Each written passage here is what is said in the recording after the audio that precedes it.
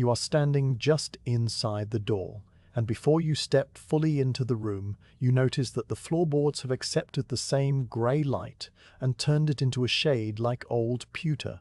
The boards run lengthwise from the door to the far wall, each one a slightly different width, and between them there are narrow gaps that have collected a fine dust over time. In the middle of the room, where a stool and a low workbench sit, the boards have been polished by the repeated passing of feet and the dragging of shoe leather, so that a faint path shines dully in the dimness. The workshop has the smell of leather first, then the subtler scent of beeswax, then the even fainter trace of hemp thread, and the iron tang of small metal tools. It is a smell that has lived in the walls for so long that even when the shop is empty, it remains patient and settled.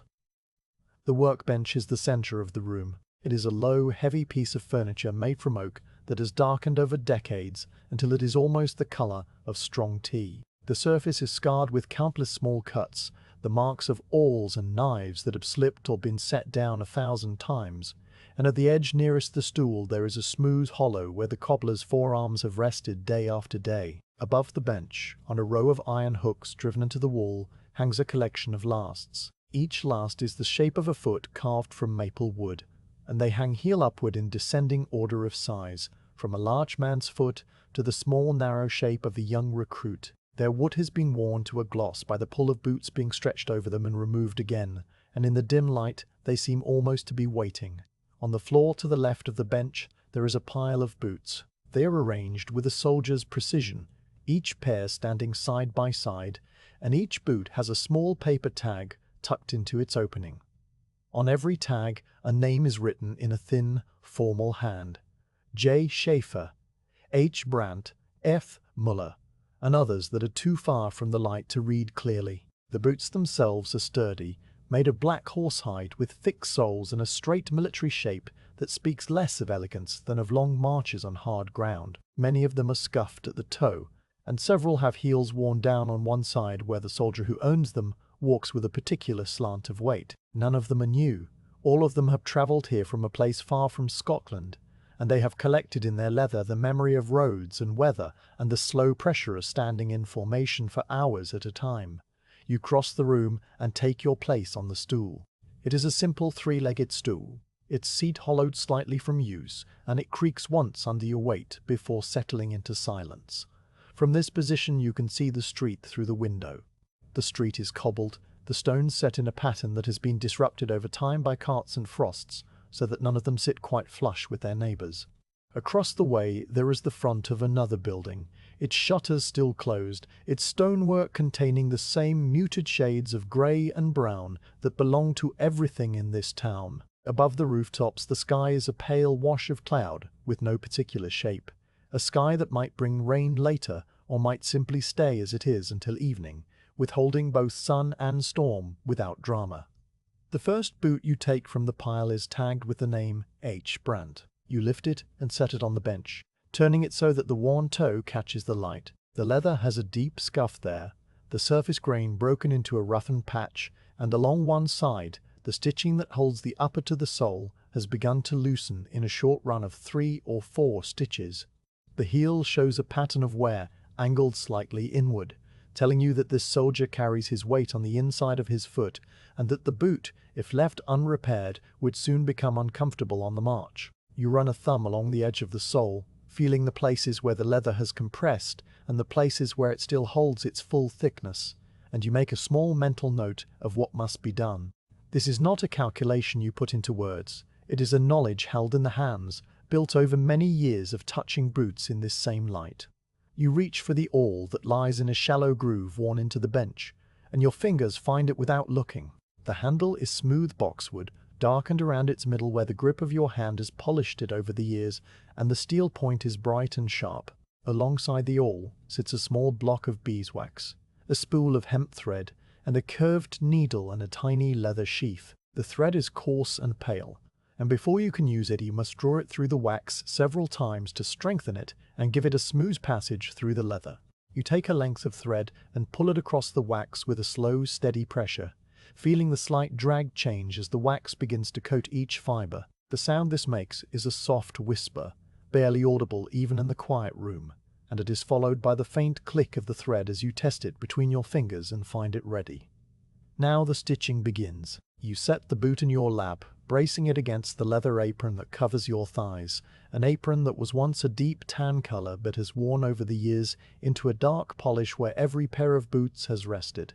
The awl is held in your right hand, the needle in your left, and the first puncture is made at the edge of the loosened stitching. The point goes through the horsehide with a slight resistance, and then a quiet pop, and you draw the waxed thread after it in one long, smooth pull. The second puncture follows, spaced precisely 2 needle widths from the first, and then the third, a rhythm that is as steady as breathing. The stitches lie flat, and even against the leather, each one pulling the upper and the sole back into a firm union. And the sound they make is the sound of thread dragging through a substance both tough and giving, a muted sigh repeated at calm intervals. While you work, the light in the room changes by the smallest degree. The grey rectangle of the window grows a fraction paler, and the shadows under the bench retreat a little toward the walls. The town outside remains silent, but it is a silence that is just beginning to be touched by the sounds of the morning. You do not pause to listen to these sounds, but you are aware of them at the edges of your attention, the way a person is aware of the weight of a familiar coat. There is the distant closing of a door, the faint rumble of a cartwheel on cobbles some streets away, the brief voice of a rooster in a yard behind the toll booth. These noises come and go without urgency, and they do not interrupt the motion of your hands. The repair on the first boot of the day is a small one, a matter of 6 stitches and a minute of careful inspection.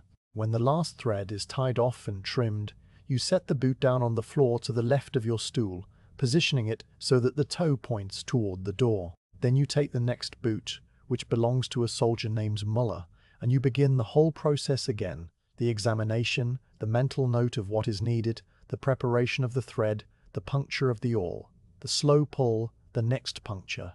This is the rhythm of the morning, and it will not vary in any important way until the light grows too strong for comfort and you pause to fill the small iron stove with a few pieces of peat. The stove sits in the corner of the workshop, a squat shape of black iron with a small door and a narrow chimney that rises through the ceiling. You do not light it every day, but on this morning the air has a damp chill that settles into the knuckles.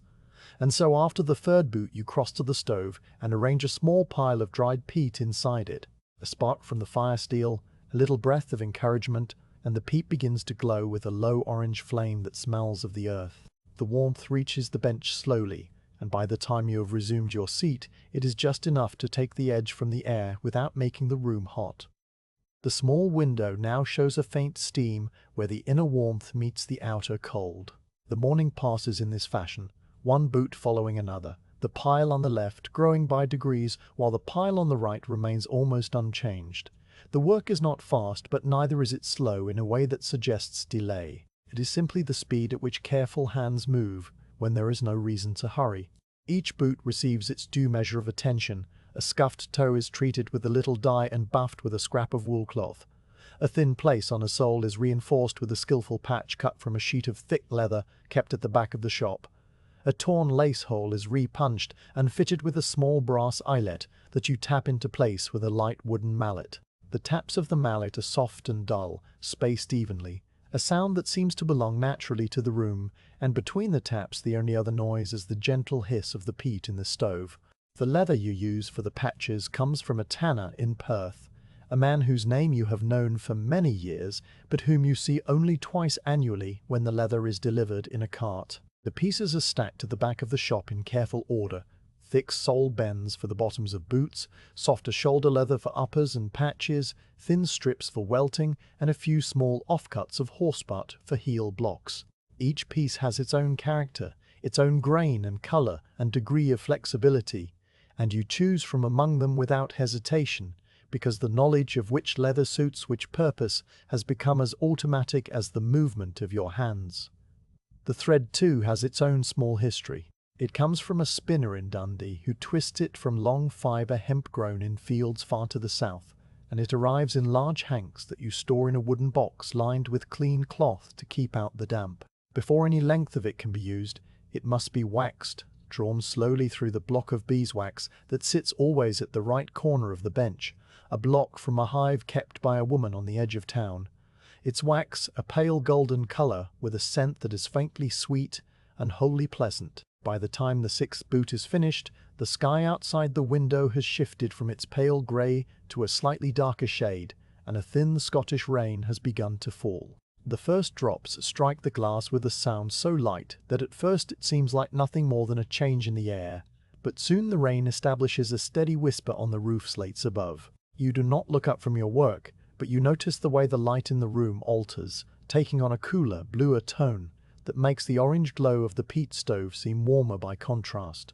The smell of the rain, clean and faintly of stone, finds its way into the workshop and mingles with the smell of leather and beeswax, without disturbing any of them. A draught moves across the floor, stirring the small leather scraps and pushing them an inch or two in no particular direction before dying away, and then the room settles back into its quiet order while the rain continues to fall steadily against the window. Soon the street outside the window shows a thin gleam of water on the cobbles, and the footsteps of anyone passing become softer, muted by the wet stone. From somewhere beyond the workshop walls there is the sound of the garrison stirring in its quarters, a sound that you have heard every morning for many months, and that has become as much a part of the day as the light through the window, the faint clatter of a musket being rested against stone, the distant call of a command spoken without haste, the sound of boots on cobbles as a soldier walks from one building to another. These sounds belong to the Hanoverian regiment quartered in the old toll booth,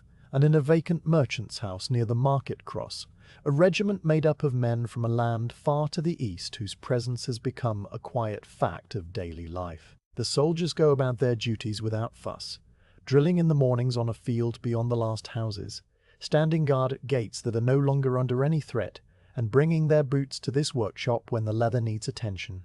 You do not know their faces well because they come and go, and the boots themselves tell you all you need to know: the wear on a heel, the scuff on a toe, the name on a paper tag. The repair on the next boot requires a full re-solo, the old sole being so worn at the ball of the foot that the stitching was in danger of breaking through. You remove the old sole with a sharp knife, working the blade carefully between the layers, and then cut a new sole from the thick bend leather, tracing around the boot with a piece of chalk and then following the line with shears. The new sole is attached with a double row of stitches, each one pulled firm and even, and when it is done the boot sits on the bench with a solid, renewed presence, ready for many more miles on whatever roads the soldier who owns it will be ordered to march. The next boot needs only a new lace, the old one having frayed and snapped near the top eyelet. You take from a small drawer beneath the bench a length of new leather lace, cutting it to the correct measure, and threading it through the eyelets with a patient, steady motion. The lace is made of thin strips of calfskin rolled and twisted, and it slides easily through the brass eyelets before you tie a small, neat knot at one end to prevent it from pulling back through. The boot looks suddenly more complete with its new lace, a small detail that changes the whole character of the shoe from neglected to ready. The rain stops as quietly as it began, and the silence that follows is deeper than before. A cart passes the window, its wheels making a slow grinding sound on the cobbles, and the farmer who drives it nods in the direction of the workshop without speaking, because no words are necessary between people who see each other every day. A woman in a dark shawl walks past carrying a basket of fish, and a dog trots behind her with its head low and its tail steady. The light through the small window has now grown to its full morning strength, a calm grey illumination that fills every corner of the workshop and reveals the fine dust motes floating lazily in the air. The tools on the bench gleam dully, the lasts on the wall throw soft wooden shadows, and the line of finished boots on the floor grows slowly longer as each repair is completed, and each boot takes its place among the others, all pointing the same way, all silent, all waiting the same way, all silent, all waiting for the hands that will carry them back to the soldiers who wear them. And through it all, the rhythm of the all continues, steady and unbroken, a quiet pulse at the heart of the morning. The back of the workshop is a place where the light from the small window does not fully reach, and the air there carries a cooler, stiller quality that seems to have settled into the walls long ago. Against the rear wall, a set of wide wooden shelves holds the leather that you will use in the weeks and months ahead,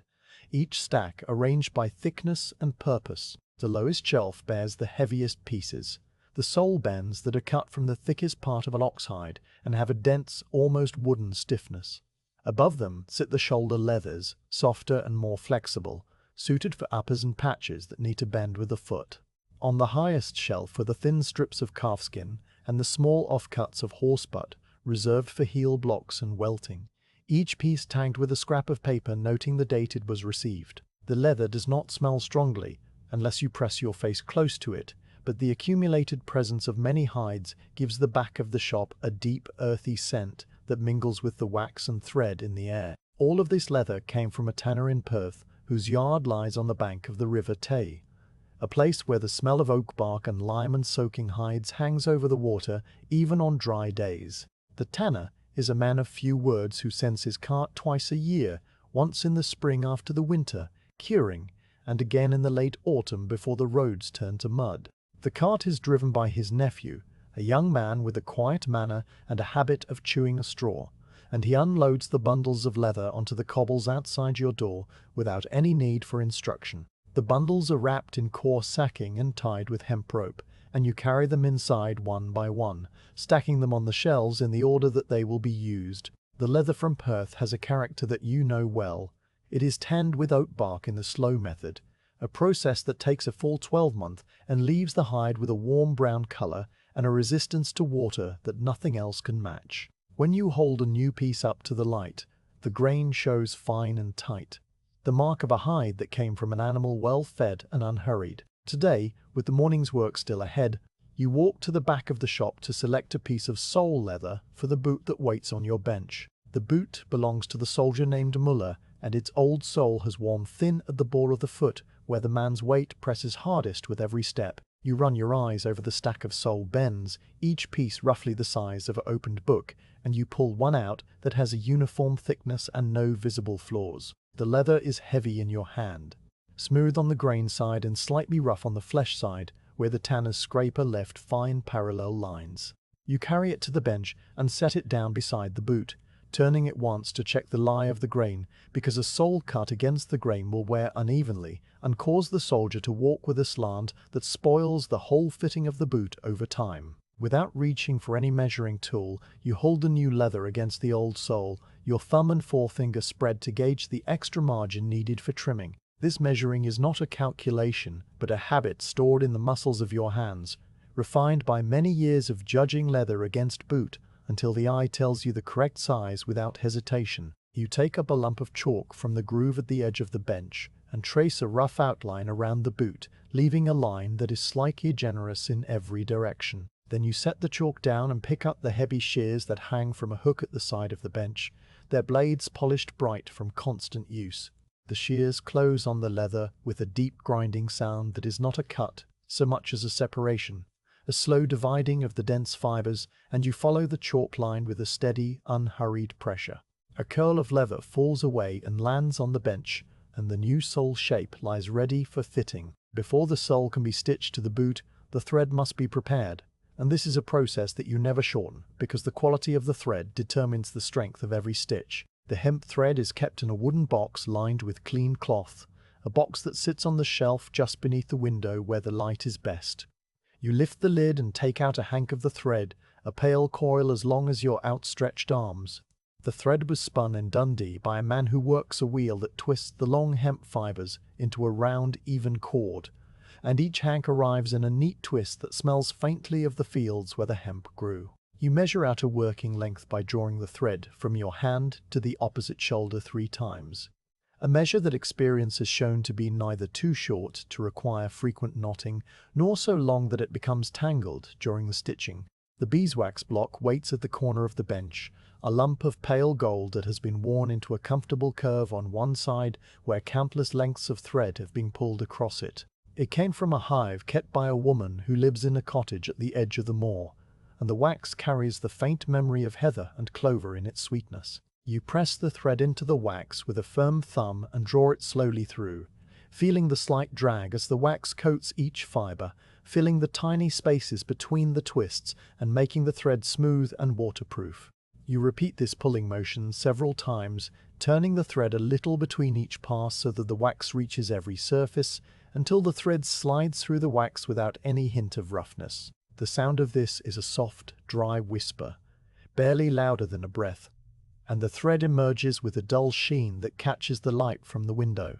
The wax thread is now ready, and you set it aside for a moment while you pick up the stitching awl. The awl handle is boxwood, a pale wood that grows darker in the grip over time, and its shape is a simple curve that fits the palm as if it were molded to it. The steel point is bright and slender, tapering to a fine sharpness that you test with the pad of your thumb, a touch so light that it registers more as a sensation of coolness than of sharpness. In your other hand, you take up the curved needle, which is not a needle in the common sense, but a short, bent piece of steel with an eye at one end, designed to follow the hole made by the awl and pull the thread through the leather. The needle's curve matches the natural arc of your wrist when your hand turns at the bench, a small grace of design that saves effort over the hours.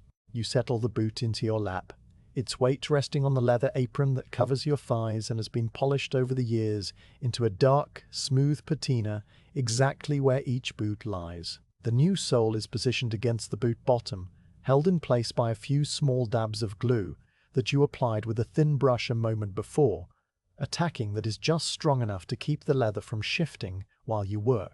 The boot and sole together form a thick sandwich of material, and the first puncture of the awl must pass through both layers at a precise angle, a slant that follows the channel you cut earlier with a small grooving tool. The groove is a shallow trench that guides the awl and will later protect the stitches from wear when the boot meets the ground. You set the point of the awl into the groove near the heel and push with a steady, controlled pressure. The point enters the horsehide with a slight resistance and then a soft giving way, a tiny pop that you feel through the handle and into the bones of your hand. The awl goes through cleanly, and you hold it there while your left hand brings the curved needle to the hole from the other side. The needle follows the awl's path, its eye loaded with the waxed thread, and when the needle emerges you grip the thread and pull it through in one long, smooth motion. The thread slides against the leather with a sound that is part sigh and part hiss, a muted whisper of waxed hemp dragging through a substance both tough and giving. You pull until the thread is snug but not tight, leaving a small loop on the near side that you will later draw closed with the next stitch. The awl makes the second puncture 2 needle widths ahead of the first, the spacing judged by the eye rather than by any mark, a rhythm that the hands know without conscious thought. The needle follows, the thread pulls through, and now you draw the first stitch closed by tugging both ends of the thread with an even pressure that seats the stitch deep in the groove. The motion repeats: puncture, needle, pull, draw closed, each step flowing into the next with a steady, unhurried pace that does not vary from stitch to stitch. The sound of the thread pulling through becomes a repeating note in the quiet room, a soft, rasping sigh that arrives at regular intervals, and after a while this sound merges with the other small noises of the workshop. The faint crackle of the peat in the stove, the slow tick of a piece of leather cooling on the bench, the distant tread of a soldier walking on the cobbles outside.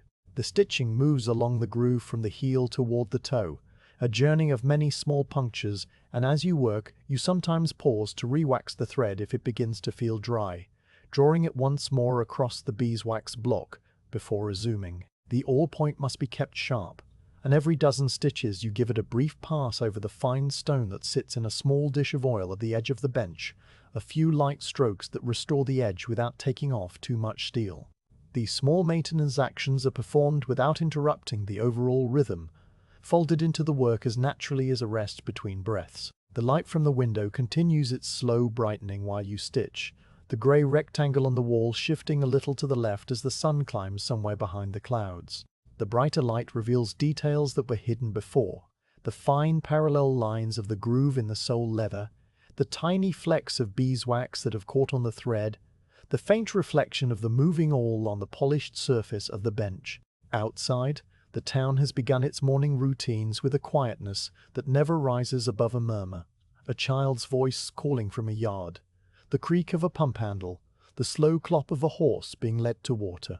None of these sounds disturbs the rhythm of your hands, because the rhythm has its own quiet gravity, a calm center that holds steady while the world beyond the workshop moves in its own gentle patterns. The sole stitching continues around the toe in a smooth curve, the awl describing a neat arc that follows the shape of the boot, and then begins the return journey along the opposite side back toward the heel. By the time you reach the heel again, the complete circuit will be made, and the new sole will be bound to the boot with a continuous double row of stitches that will hold against many miles of hard ground.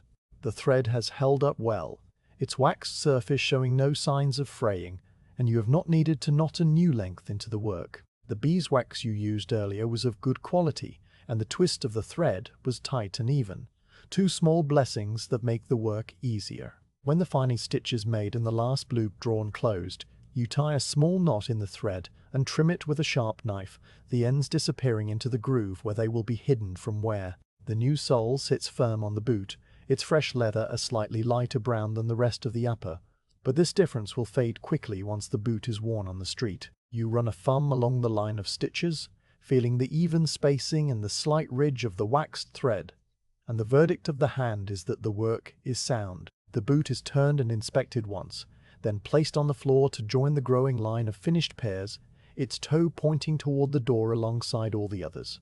The light has brightened enough now that the far corner of the workshop is visible in its ordinary dusty detail, and you can see the small spider that lives in the angle of the ceiling beam, a creature that has been there for weeks and whose web trembles slightly in the draught from the window. The stove gives a soft settling sound as a piece of peat collapses into ash, and you rise from the stool to add another few pieces of fuel, the heat in the room dropping just enough to nudge you from the work. When you return to the bench, the next boot is waiting, its tag fluttering faintly in the air that moves when you pass, and the whole quiet process begins again. The sounds of the garrison morning do not arrive as a single event, but rather as a slow accumulation of small, separate noises that gradually weave themselves into the fabric of the street. You would not notice them if you were not already accustomed to the quiet of the early hours, a quiet that has settled over this Scottish town in the months since the late unrest ended, and the armies moved far away. The town itself is not large, a gathering of stone buildings along a high street that runs from the old market cross down to the bridge over the river, and in the days before the garrison arrived, the mornings were silent, except for the cries of gulls and the occasional rumble of a cart bringing peat from the moor. Now there is a new layer of sound, a pattern of distant voices and footsteps, and the handling of equipment that rises and falls with the regiment's daily routine, a pattern so regular that it has become a kind of clock for those who live nearby. You are sitting on your three-legged stool, with a boot in your lap, the one belonging to J. Schaefer, a soldier whose name you have seen on tags many times before. The boot has a worn patch on the inner heel where the man's foot rubs against itself when he walks, and you are marking out a small leather patch with a piece of chalk, turning the boot slowly in the light from the window. It is at this moment, with the chalk held between your fingers and your head bent slightly toward the work, that you become aware of the first organized sound at the garrison morning, the faint, rhythmic tramp of boots on cobbles. Not the random footsteps of a single soldier, but the measured tread of a group moving together. The sound comes from the direction of the old toll booth, a building that stands at the top of the high street with a clock tower that has not told the correct time in 40 years, and it is the sound of the morning guard detail marching to their posts. The boots strike the cobbles in a unison that is not perfect, but close enough that the steps merge into a single rolling wave of sound, a soft, heavy beat that echoes off the stone fronts of the buildings and then fades as the soldiers pass into a side street. You do not look up from the boot because the sound is as familiar as the creak of the floorboards under your own weight, and your hands continue their work without pause. The chalk line is drawn in a neat curve around the worn patch, and you set the chalk down and pick up the shears.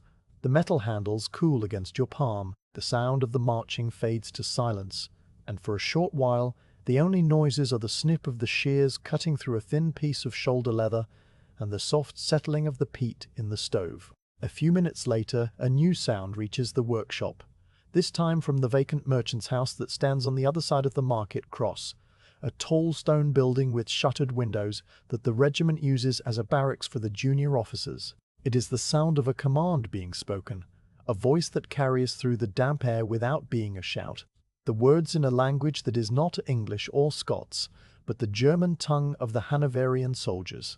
The voice says something that ends on a rising note, a brief phrase that is answered by a muffled chorus from inside the building, and then there is the sound of a door opening and closing with a heavy thump that reverberates in the stone walls. You recognize this as the call to the morning inspection, a ritual that happens every day at the same hour, whether the sky is clear or full of rain, and you have heard it so many times that you could almost mouth the syllables yourself without understanding a single one of them.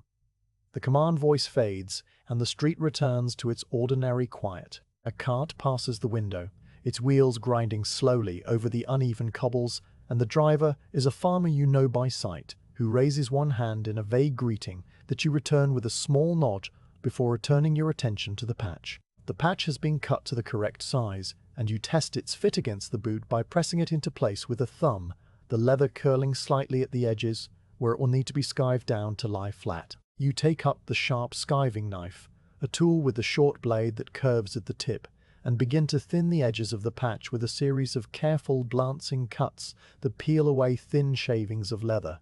The sound of the knife is a soft, scraping whisper, a noise that is almost lost under the other small sounds of the workshop. While you work, a soldier passes the window on foot, walking alone in the direction of the toll booth. His boots make a slow, deliberate rhythm on the cobbles, a sound that is distinct from the group march, because it carries the slight irregularity of a single person's gait. You can see him through the glass for a moment, a man in a dark red coat with pale facings, his musket carried at the slope on his shoulder, his head bare despite the chill in the air. He does not look toward the workshop, and you do not raise your head to watch him pass, but the sound of his footsteps continues for a long while after he has left the frame of the window, a steady, unhurried tread that fades into the distance and becomes part of the general murmur of the town. The patch is now skived and ready to be stitched into place, and you set the boot in your lap and reach for the awl and the waxed thread that you prepared earlier. The first puncture goes through the patch and the boot leather together, the awl point finding its path with a slight resistance, and then a quiet pop, and the needle follows with the thread in a smooth, practiced motion. The stitching of a patch is finer than the stitching of a sole, the punctures placed closer together so that the patch will lie flat and not allow any moisture to creep beneath it. Your hands move in the steady rhythm that they have known for many years, a rhythm that is as much a part of the morning as the sounds of the garrison outside. As you stitch, the noise of the town continues to swell and recede in gentle waves. A group of soldiers can be heard drilling on the field beyond the last houses, their feet stamping on the wet grass with a muffled, rhythmic thud that is too distant to be distinct but too regular to be ignored. The sound is accompanied by the thin, metallic rattle of musket slings and the occasional flat clap of a ramrod being pushed home. Noises that travel across the rooftops and through the narrow lanes before arriving at the workshop as faint echoes of themselves. These sounds are so deeply woven into the fabric of the morning that they have lost any sharpness or urgency. They are simply the background texture, the audible proof that the garrison is awake and going about its duties in the same quiet, methodical way that you are going about yours. The stitching of the patch on Schaefer's boot takes a dozen careful punctures, and when the last thread is pulled through and trimmed, the patch sits flush and neat against the heel, its edges blended into the surrounding leather by the skiving and the pressure of your stitches. You run a thumb over the repair, feeling the slight ridge of the waxed thread and the smooth transition where the patch meets the original hide, and you decide that the work is sound. The boot is set on the floor to join the line, its toe pointing toward the door, and the line now stretches almost to the leg of the bench, a silent row of black military boots that gleams dully in the grey light. You pause for a moment and let your hands rest on the apron that covers your thighs. The apron is made of thick cowhide, and when it was new, many years ago, it was a deep tan color with a rough suede finish on the inside. Over the decades of daily use, it has been worn into a completely different material, one that carries the marks of all the thousands of boots that have rested upon it. The surface is now a dark, glossy brown that reflects the light like polished wood, and in the center of each thigh there is a smooth hollow where the weight of the work has pressed the leather into a permanent curve. The edges of the apron are frayed where the stitching has loosened over time, and there are small dark spots of dye and wax and blue that have soaked into the fibers and will never come out. The apron ties at the waist with two leather thongs that have been knotted so many times that the ends are hard and shiny, and at the neck there is a loop that goes over your head, a loop that is stretched to exactly the right length so that the apron sits comfortably against your chest without pulling. You adjust the apron slightly, pulling it up over your knees where it had begun to slip. And as you do so, you notice the particular shine that has developed on the left thigh, a shine that is brighter than the rest because that is the side where most of the boots rest while you stitch the right side of the sole. The polish has been created by the slow friction of horsehide against cowhide, boot after boot after boot, a process that has taken 31 years. You can remember the day you first put on this apron, a morning in the spring of 1715, when you were just beginning your trade and the apron was stiff and new and smelled strongly of the tannery. It rubbed a raw patch on your neck for the first week, and the leather thongs were too long and had to be trimmed twice before they hung correctly. Now the apron is as soft as cloth and as familiar as your own skin, and you cannot imagine sitting at the bench without it. The pause ends and you take up the next boot from the pile, the one tagged with the name W. Fisher. The boot has a split in the leather along one side where the soldier's foot has pressed against a sharp rock or the edge of a step, and the repair will require a small patch of a different shape, a long narrow strip that follows the line of the split. You turn the boot in your hands, examining the damage under the light from the window, and then you walk to the back of the shop to select a suitable piece of leather from the shelves. The piece you choose is a thin, flexible calfskin that matches the color of the boot as closely as possible, and you carry it back to the bench and begin to measure and cut the patch with the same slow, careful movements that you have used all morning. Outside the window, the sounds of the garrison continue their quiet rhythm. A single officer rides past on a horse, the animal's hooves making a slow, hollow clopping on the cobbles that is quite different from the sound of marching boots. The horse snorts once, a soft, damp sound, and then man and animal pass out of sight, and the street is quiet again. Somewhere in the distance a drum begins to beat, a slow, steady tap that marks the time for the soldiers who are drilling on the field, and the sound is so faint that it might almost be the beating of your own heart if you did not know better. The drum continues for a long while, a soft, regular pulse that underlies all the other noises of the morning, and then it stops as abruptly as it began, leaving a small silence in its wake that is quickly filled by the returning song of a bird in a nearby yard. The patch for Fisher's boot is cut to a long, thin oval, and you skive the edges down to nothing, and then apply a thin layer of warm hide glue with a small brush. The glue smells sweet and rich, and it must be used quickly before it cools and thickens, so you press the patch into place with a firm, even pressure, and hold it for a count of 10 while the glue begins to set. Then the stitching starts. A series of small, close punches that follow the curve of the patch and bind it to the surrounding leather. The sound of the awl and thread is the same quiet whisper that it has been all morning, and your hands move through the motions with the same calm, unhurried grace that they have held since the first boot of the day. While you stitch, your mind drifts in a way that is not thinking, but a kind of quiet awareness, a state that comes from the long repetition of skilled work. You are aware of the light on the wall, the warmth of the stove, the weight of the boot in your lap, and the faint, familiar sounds of the Hanoverian regiment that have become as much a part of your workshop as the tools on the bench or the leather on the shelves. The soldiers do not disturb your work, and you do not trouble theirs. There is simply a quiet coexistence, a shared space in a small Scottish town where the war has ended and only the ordinary routines of daily life remain. The boots you repair will carry the men through their drills and their guard duties and their slow patrols along roads that lead nowhere in particular, and when those boots wear down again, they will return to your bench, and the whole cycle will repeat, as steady and unhurried as the passing of the grey clouds beyond the window. The first boot of the day is finished now, and it sits on the bench before you with the quiet solidity of a thing that has been returned to its proper state. The boot belongs to the soldier named H. Puff Brent, and it has been in your hands for the better part of an hour, turning slowly under the light from the window while you work the repairs it needed. The scuffed toe has been smoothed and dyed. The loosened stitching along one side has been pulled out and replaced with a new run of waxed hemp thread, and the worn heel has been built up with a thin layer of horsebutt leather that you shaped and trimmed until the boot sat level on the bench.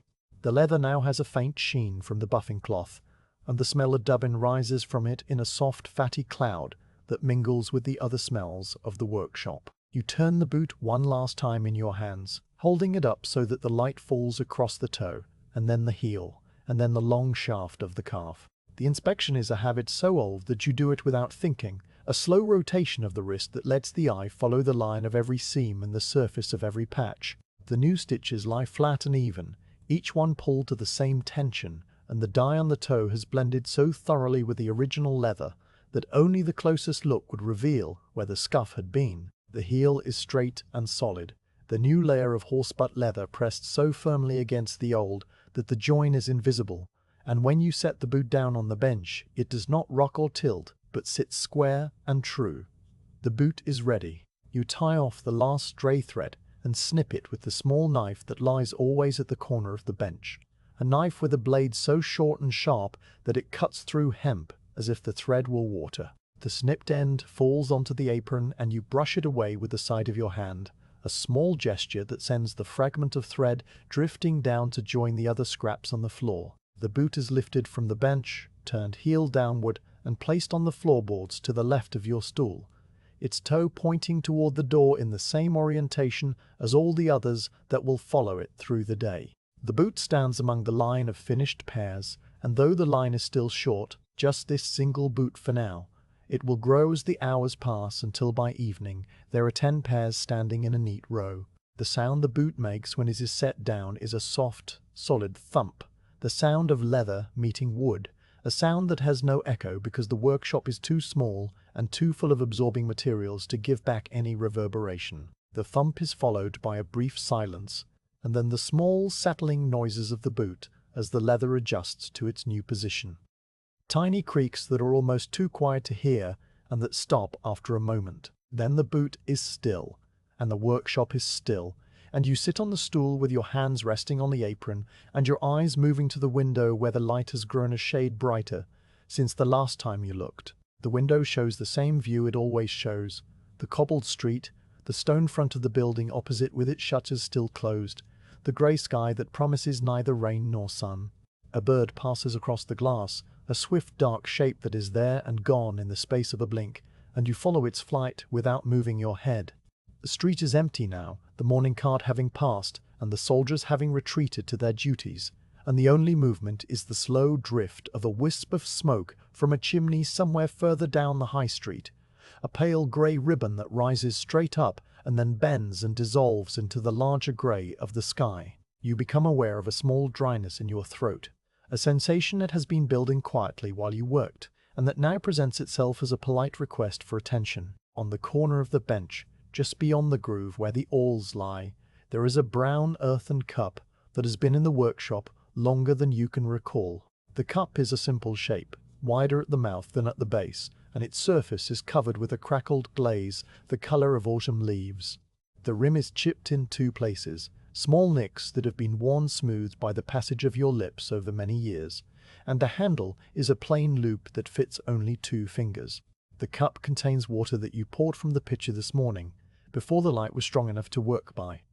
Water that came from the pump in the yard behind the workshop, a pump that draws from a deep well sunk into the rock under the town. You lift the cup and drink, and the water is cool and perfectly still. It has no taste beyond the faint clean flavour of the stone through which it has filtered, a flavour that is more a sensation than a taste, a kind of cold minerality that clears the mouth and soothes the dry patch at the back of the throat. You drink slowly, taking 3 or 4 small swallows rather than one long draught, and between each swallow you lower the cup and look at the bench or the window or the line of boots on the floor. There is no hurry to finish the water because there is no hurry for anything. The day is long, the work is steady, and the water will keep. When the cup is empty, you set it back on the corner of the bench, upside down, so that the last few drops can run out onto the wood and evaporate into the warm air of the workshop. The empty cup makes a small hollow sound as it is set down, a sound quite different from the thump of the boot, lighter and higher, and it fades almost before it is made. You wipe your mouth with the back of your hand, a gesture that leaves a faint smear of dark dye on your cheek from the residue that was on your fingers, a smear that you do not notice and that will stay there until you wash at the end of the day. The pause is over now, and you turn your attention to the pile of boots that still waits on the floor to the right of the bench. The pile has shrunk by only one boot so far, and there are many hours of work remaining before it is gone. You lean down and take the next boot from the pile, lifting it with both hands because the horsehide is heavy and the boot is tall, and you set it on the bench in the same position as the last one, with the warm parts turned toward the light. A small paper tag is tucked into the opening of the boot, and you pull it out and hold it near the window so that the writing can be read clearly. The name on the tag is F. Muller, written in the same thin, formal hand as all the others, the ink a dark brown that has bled slightly into the fibers of the paper. The boot belonging to Muller is in somewhat better condition than the one you have just finished, but it has its own particular needs. The sole is sound, the stitching is intact, and the heel shows only a slight and even wear that does not yet require attention. The upper, however, has a long, shallow scratch running from the ankle to the instep, a scratch that has not cut through the leather, but has roughened the surface grain and left a pale line that catches the light. The toe cap is also dull and dry from exposure to weather, the leather thirsty for oil, and one of the lace holes has begun to stretch and pull away from its brass eyelet. These are small things, but together they would make the boot uncomfortable for the soldier who wears it, and discomfort in a boot leads to blisters, and blisters lead to a man who cannot march, and a man who cannot march is of no use to his regiment. So the small things must be attended to, and you are the one who attends to them. You begin with a scratch.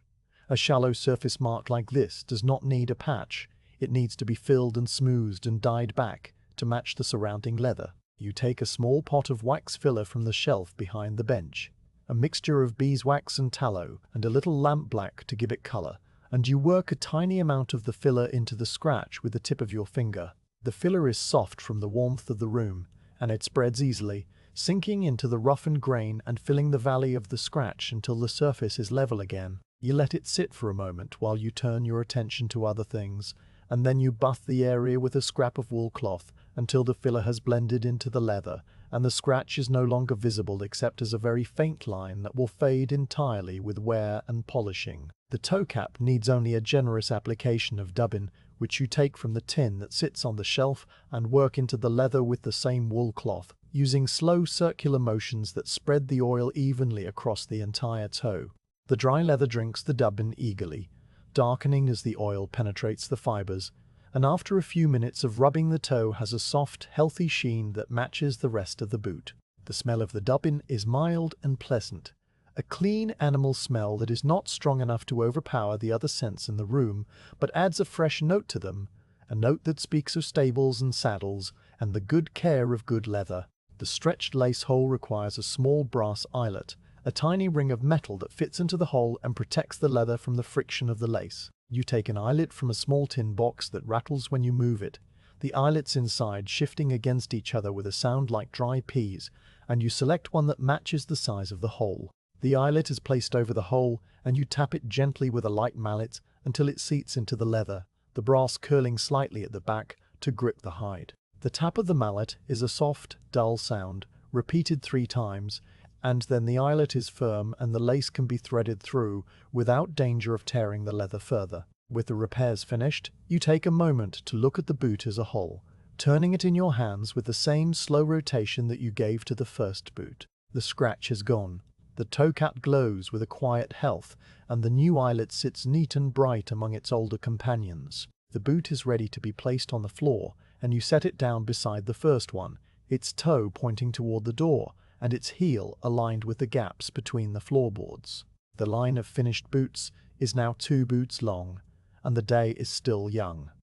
The light from the window has shifted again, the grey rectangle on the wall moving further to the left as the sun continues its slow climb behind the clouds. The change is so gradual that you cannot see it happening, but if you look away for a while and then look back, the shadow of the stool has moved a full inch across the floorboards, and the dust motes floating in the air are lit from a slightly different angle.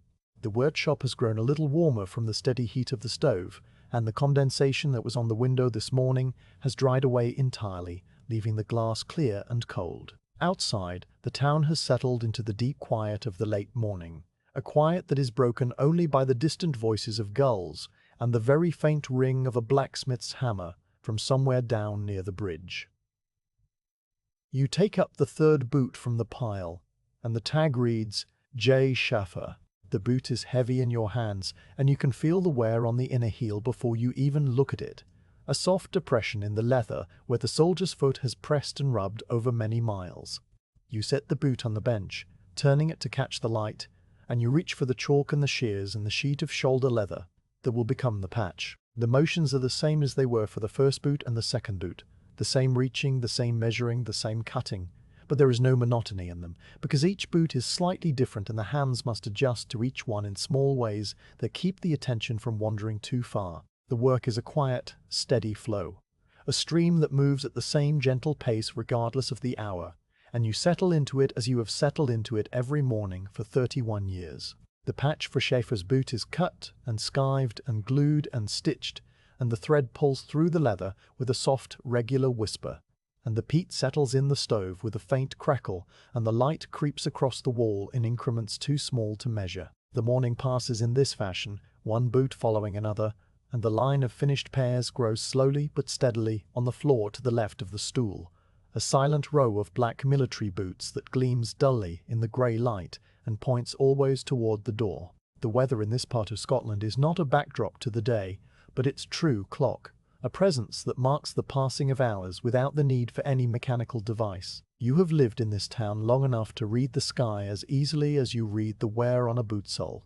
and you know that the morning's pale wash of cloud, which seems so harmless when you first open the workshop door, carries within it the steady likelihood of rain. The air itself tells you this, pressing against the window with a soft, damp weight, and the smell of the street has changed from the dry stone of early morning to something cooler and closer, a smell that speaks of water waiting somewhere just behind the hills. The birds have fallen silent, and the smoke from the chimneys does not rise straight as it did an hour ago, but hangs and drifts in flat ribbons, uncertain which way to go. You are aware of these signs at the edge of your attention while your hands continue their work on the boot in your lap, a boot belonging to a soldier named P.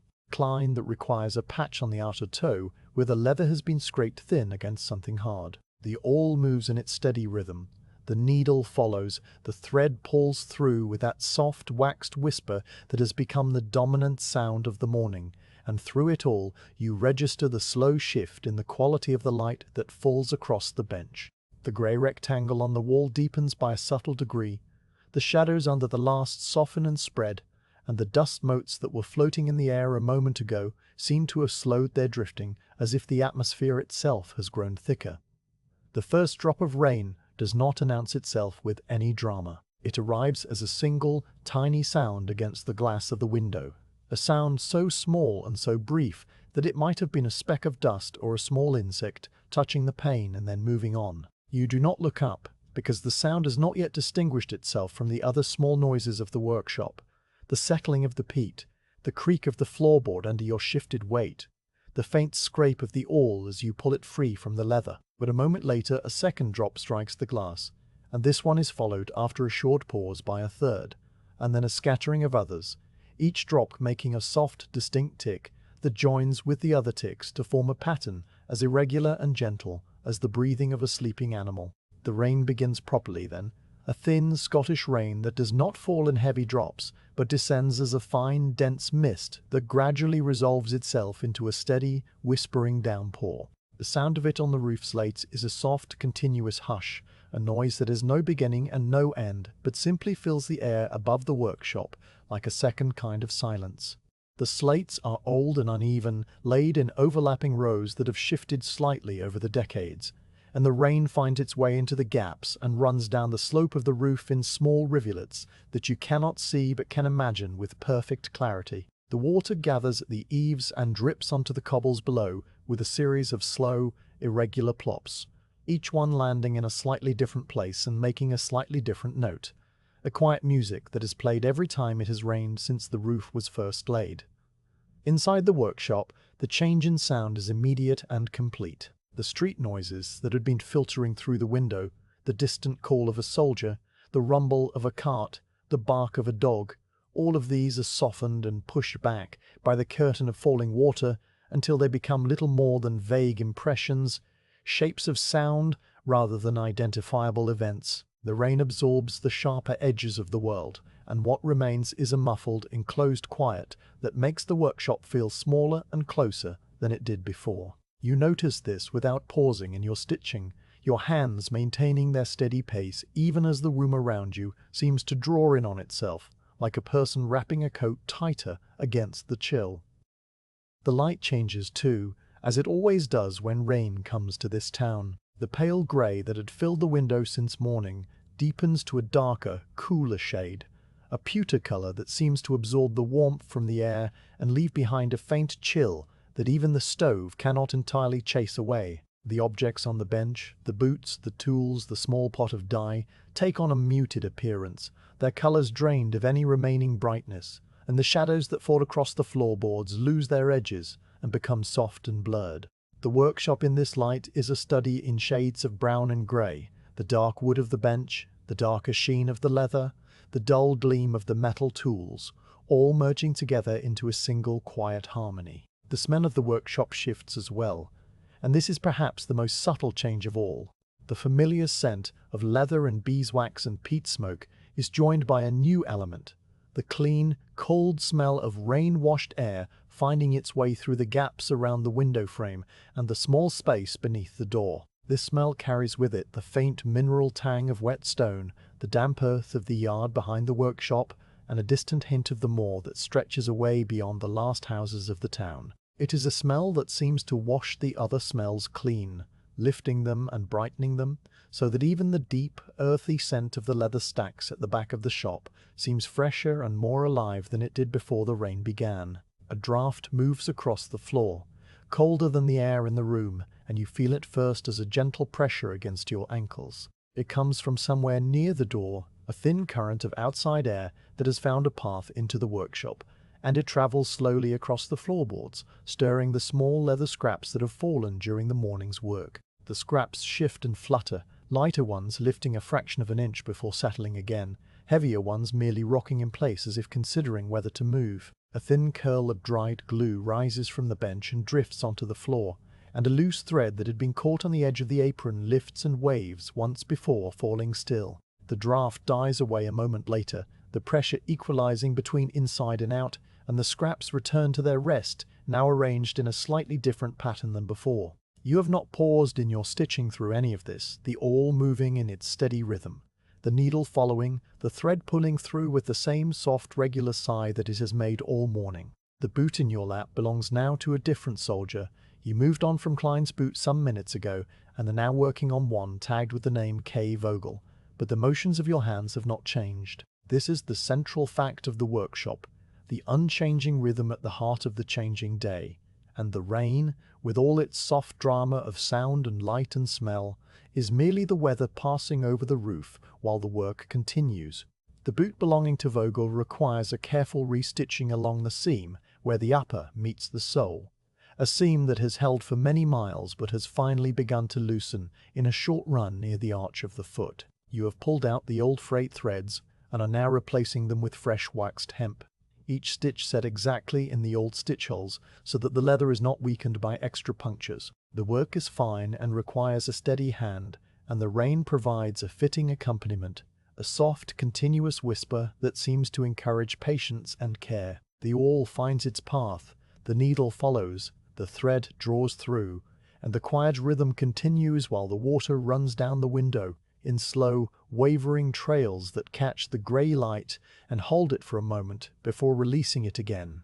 The temperature in the workshop drops by a small degree, just enough that you notice the warmth of the stove more acutely than you did before. The peat glows a deep orange behind the small iron door, and the heat it gives off is a solid, comforting presence that seems to push back against the creeping chill of the rain. You pause in your stitching long enough to reach for the stove door and open it a crack.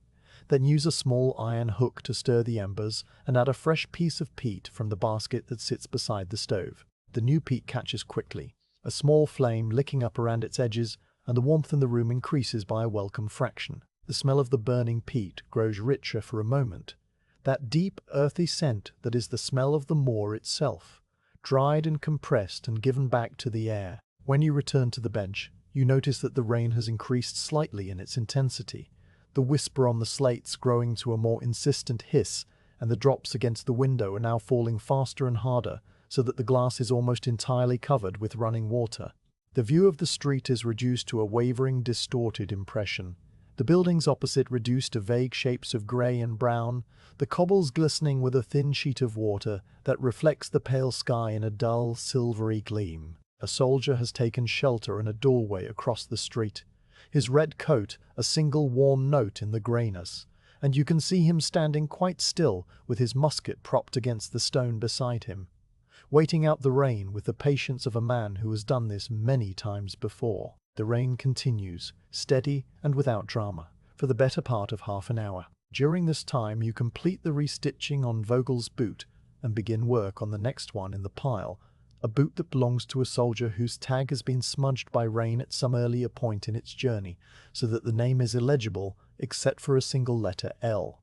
The boot needs a new heel, and you set about removing the old one with the pincers, working layer by layer as the rain drums softly on the roof above. The sound of the pincers prying away the old leather is a quiet, cracking noise that punctuates the steady whisper of the rain, and the discarded heel layers join the other scraps on the floor, dark pieces of compressed horsehide that still hold the curve of the boot they once supported.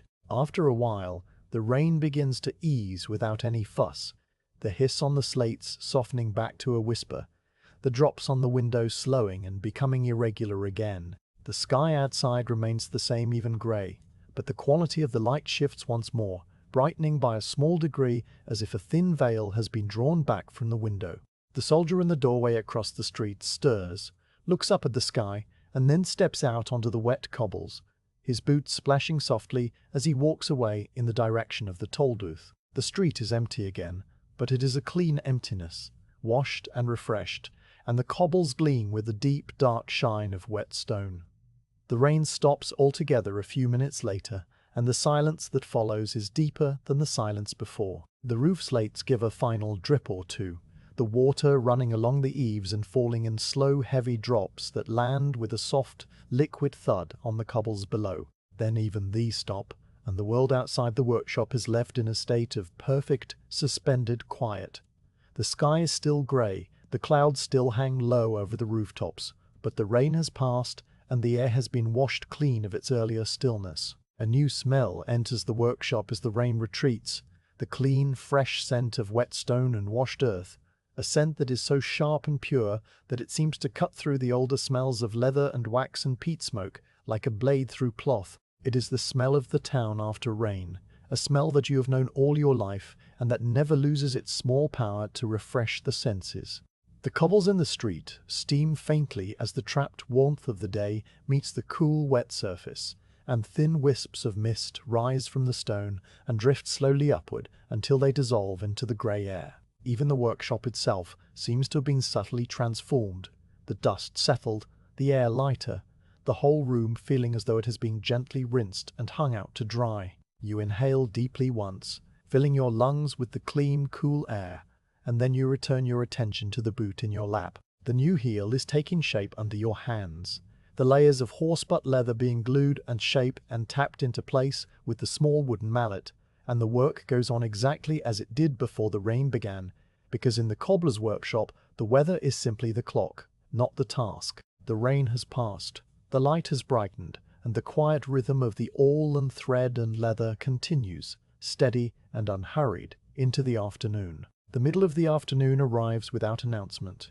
as it always does in the workshop where no clock hangs on the wall and the only measure of time is the shifting of the light and the slow, satisfying weight of completed work. You have been sitting on the stool for several hours now, the rhythm of the awl and thread so deeply settled into your hands that you have ceased to be aware of it as a separate activity. It has become simply what is happening, as natural and unremarkable as the beating of your heart or the quiet expansion of your lungs.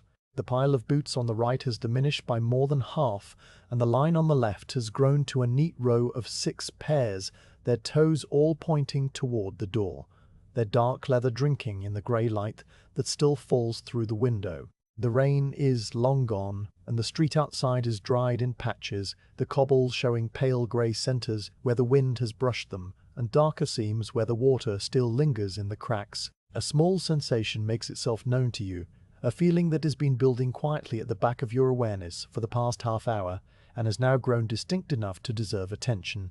It is a faint hollow sensation in the stomach, not sharp or urgent, more a gentle reminder that the morning was many hours ago and the bread you ate at dawn has long since been used up by the steady labor of the bench. You have felt this sensation at roughly the same time on every working day for 31 years, and it has never once taken you by surprise. It is simply the body's quiet clock, as reliable in its way as the grey light or the smell of the peat, and you respond to it with the same unhurried calm with which you respond to a worn heel or a scuffed toe.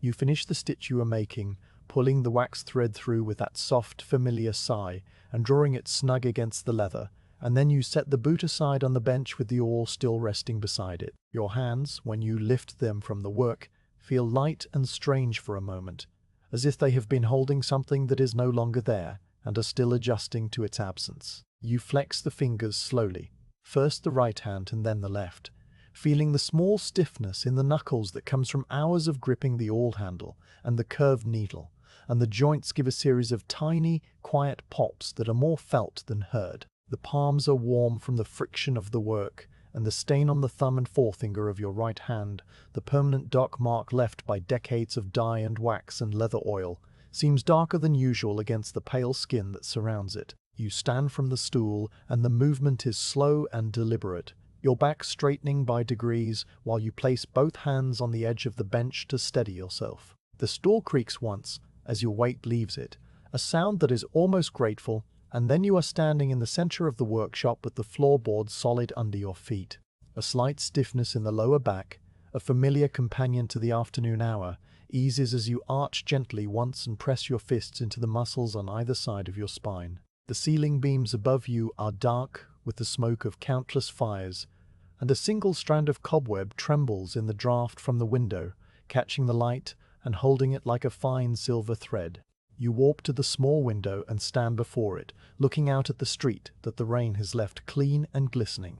The cobbles are still damp in their deeper crevices, and the stone fronts of the buildings opposite have darkened with the moisture, their usual pale grey turned to the colour of a winter sea. The sky above the rooftops is still a uniform wash of cloud, but it has lifted slightly since the rain ended, and the light that falls on the street is brighter and cleaner than it was in the morning.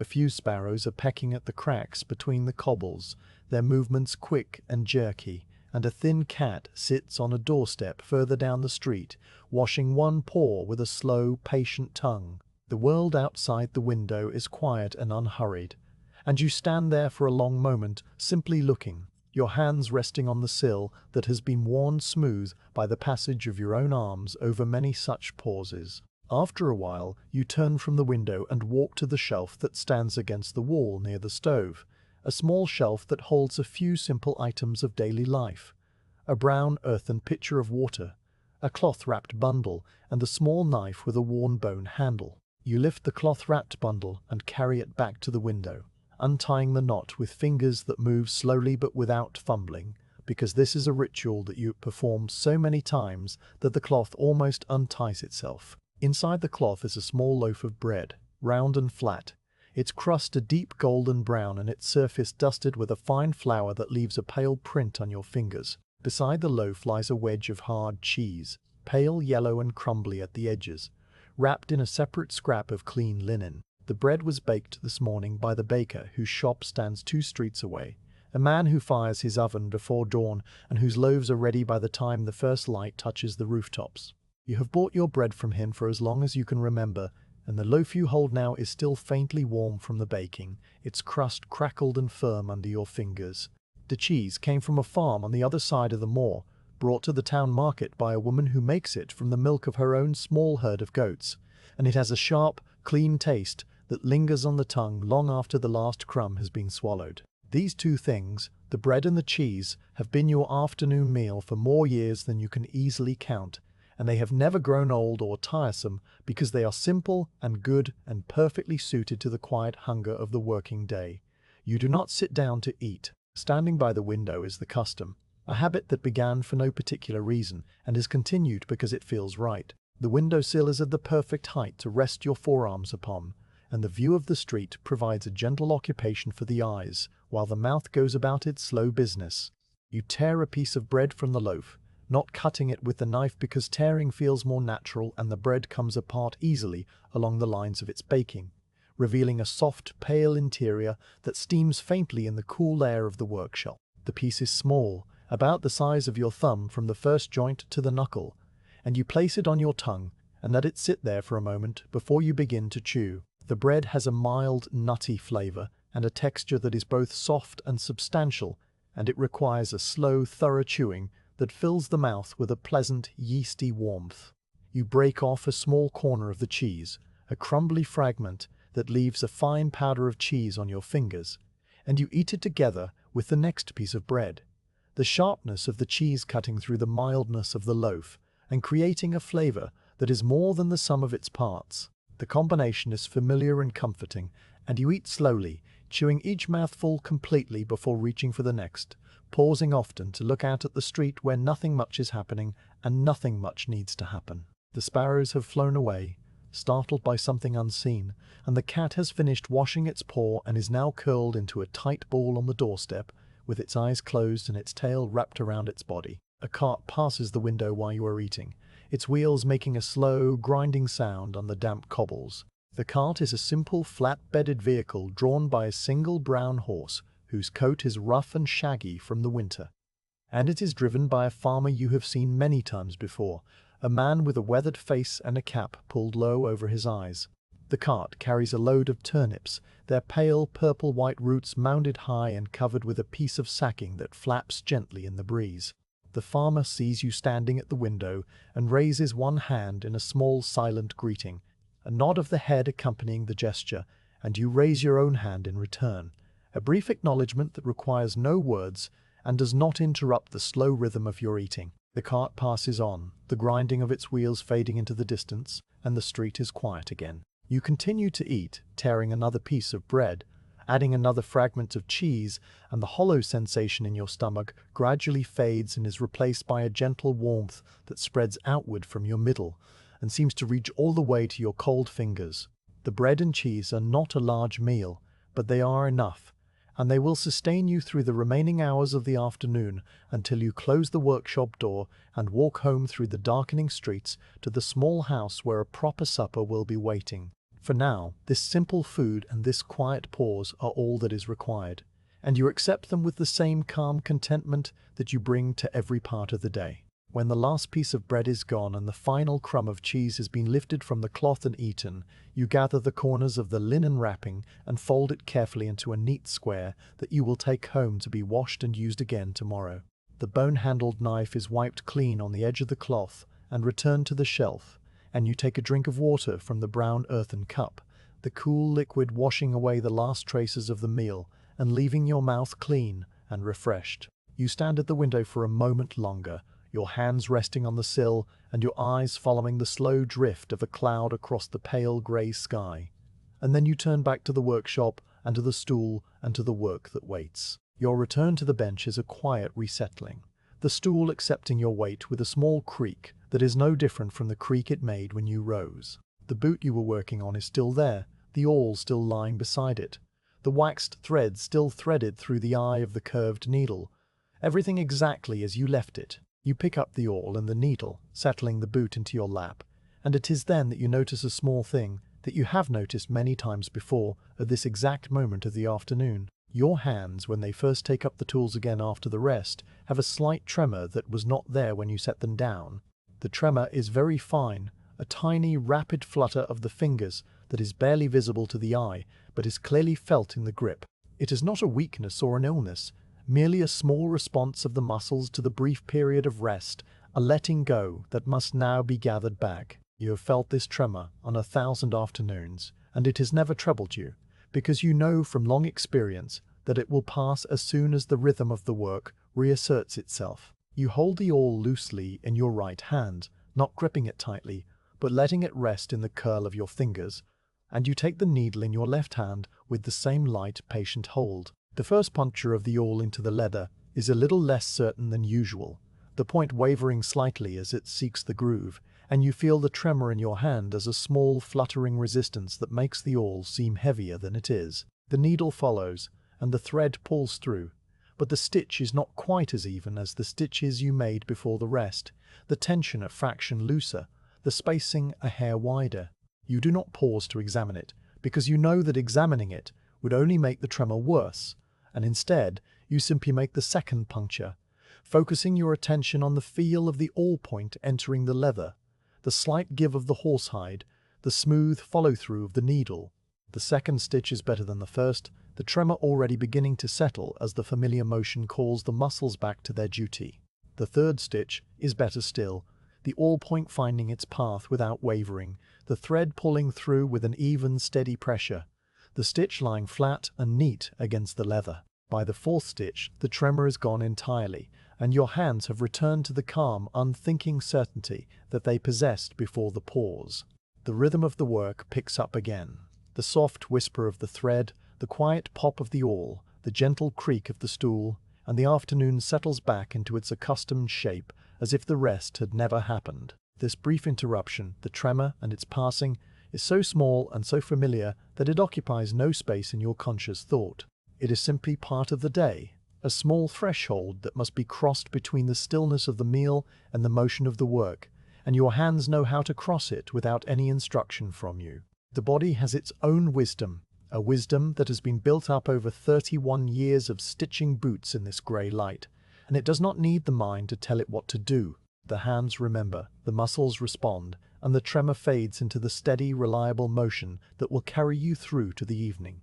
The work continues. The boot in your lap belongs to the soldier whose tag was smudged by rain, the one with only the letter L remaining, and the repair it needs is a simple restitching along the tongue where the old thread has frayed and snapped.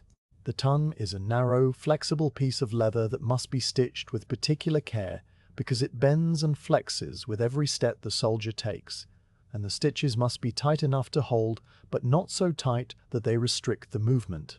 Your hands, now fully steady and sure, move through the repair with the same unhurried grace that they have shown all day, and the needle passes in and out, a quiet, repeating motion that is as steady as the tide. Outside the window, the afternoon light continues its slow journey, the grey rectangle on the wall shifting a little further to the left and climbing a little higher toward the ceiling. The street remains quiet, the cat still asleep on its doorstep, the cart long gone, the soldier in the red coat nowhere to be seen. The town is in its afternoon lull, that stretch of hours when the morning's business is done and the evening's business has not yet begun, and the only sounds are the distant caw of a crow, and the soft, steady whisper of thread through leather that is the true voice of the workshop. You sit on the stool with the boot in your lap and the awl in your hand, and the afternoon passes in its slow, peaceful way, one stitch at a time. Among the boots that wait in the diminishing pile to the right of your stool, one stands apart from the others in ways that are immediately apparent to the hand and the eye. It is taller than the common soldier's boot, rising to the mid-calf rather than stopping just above the ankle, and the leather from which it is made is of a noticeably finer quality, smoother in grain and deeper in color, with a subtle gloss that speaks of careful tanning and the best part of the hide. The tag tucked into its opening is written with a little more care than the others, the letters formed in a neat, deliberate script that gives the full rank as well as the name, Hauptmann von Alten. The paper itself is cleaner and less crumpled, as if the hand that wrote the tag handled it with a small measure of respect for the officer who would wear the boot, and the ink has not bled into the fibers but sits crisp and dark on the surface. You lift the boot from the pile and hold it in the light from the window, turning it slowly so that the grey illumination falls across every part of its surface. The upper is in excellent condition, the leather well cared for and regularly oiled, showing none of the scuffs or scratches that mark the boots of the common soldiers. The stitching along the seams is intact and even, the original work of a skilled bootmaker in some town far to the east, a man whose name you will never know, but whose craft you recognize in every straight line of thread. The toe cap has been polished to a dark mirror, and the shaft of the boot is firm and supportive, the leather not yet softened by long wear. This is a boot that has seen careful use, the boot of a man who likely spends more time on horseback than marching on foot, and its only flaw is the one that has brought it to your bench. The heel block has begun to separate from the sole. You turn the boot heel upward and examine the damage under the light. The heel is made of several layers of horse-butt leather, stacked one upon the other, a common construction that allows worn layers to be replaced without rebuilding the entire heel. Over time and use, the glue between the lowest two layers has dried and failed, and a thin crack of daylight is visible where the leather no longer holds together. The bottom layer has shifted slightly, sliding a fraction to one side so that the heel no longer sits perfectly square. And when you press it with your thumb, it gives a subtle movement that would grow worse with every step the officer takes. Left unrepaired, the heel would eventually detach entirely, likely at an inconvenient moment on muddy ground or a cobbled street, and so the repair has come to you now, before the damage becomes complete. You set the boot on the bench with the heel facing upward, and consider the tools you will need. The pincers hang on their hook at the side of the bench, their handles worn smooth by the grip of many years, their steel jaws slightly darkened with age but still sharp and true. You lift them down and test their action once, opening and closing the handles with a single hand, feeling the familiar, solid weight of them in your palm. Beside the pincers, you lay out the other things that the repair will require: the sharp knife for trimming, the small iron pot of hide glue that must be heated, the mallet for tapping the new layers into place, and the bone burnisher for smoothing the finished edge. The removal of the old heel is a patient process, one that cannot be hurried without risking damage to the boot itself. You grip the boot firmly in your left hand, bracing it against the apron that covers your thighs, and with your right hand you work the tip of the pincers between the loosened bottom layer and the layer above it. The steel jaws find their grip, and you apply a gentle, steady pressure, not pulling sharply, but maintaining a constant force that gradually overcomes the last remaining hold of the old glue. The layer begins to lift, with a sound that is half a crack and half a tear, the dried adhesive releasing its grip in small, reluctant increments. When the first layer comes away entirely, it leaves behind a residue of old brown glue that flakes off in tiny crumbs and scatters across the bench. The second layer is more firmly attached, its glue not yet fully dried out, and it requires a different approach. You work the pincers beneath its edge and rock the tool gently back and forth, using the curved jaw as a lever to pry the layer up without gouging the leather beneath. This layer comes away more slowly, the glue stretching in thin, brittle strands before snapping, and the sound it makes is a series of small, dry clicks. When it is free, you set it aside on the bench alongside the first layer, two curved pieces of compressed horsehide that still hold the ghost of the heel they once formed. A third layer remains, the one directly attached to the sole, and this one is solid and entirely undamaged, its glue still holding firm. You examine it carefully, pressing it with your thumb from several angles, and you decide that it can remain in place as the foundation for the new heel. With the old layers removed, you turn your attention to cleaning the base of the heel. The stiff brush that hangs on a nail beside the stove is just the tool for this, its bristles worn down to a dense, even stubble by many years of use. You brush away all the loose fragments of old glue and leather dust, working the bristles into every corner and crevice until the surface is clean and smooth and ready to receive the new leather. The brushing makes a soft, scraping sound, and a fine cloud of dust rises from the boot and settles slowly onto the bench and the apron and the floorboards. You blow gently across the surface to remove the last of the dust, and the boot heel is now a clean, solid base, dark brown and slightly rough to the touch, ready for the layers that will build it back to its proper height. The new heel will be made from horse-butt leather, the densest and most durable part of the hide, cut from the thick area over the animal's hindquarters where the fibers are tightest and most resistant to compression. You walk to the back of the shop and look over the small stack of horsebutt pieces that you keep on the highest shelf, each one a rough rectangle about the size of your two hands, spread side by side. The piece you select is dark and heavy, its surface smooth on one side and faintly textured on the other, and it has been cured to a hardness that will withstand many months of striking cobblestones before it begins to show wear. You carry it to the bench and set it down beside the boot, and then you take a moment to measure the heel area with your eye and the span of your thumb and forefinger, a measurement that is approximate but never wrong. The layers of the new heel are cut one at a time using the heavy shears, each cut following a line that you trace with the tip of the chalk. The first layer is the largest, cut to match the full shape of the heel base, and each subsequent layer is slightly smaller so that the finished heel will taper correctly from the sole to the ground. This tapering is important because a heel that is too straight will catch on the ground and cause the wearer to stumble, while a heel that is too narrow at the base will be unstable and wear unevenly. You have cut thousands of heel layers in your time at this bench, and the shears move through the dense leather with the same confident, unhurried strokes that they have always used.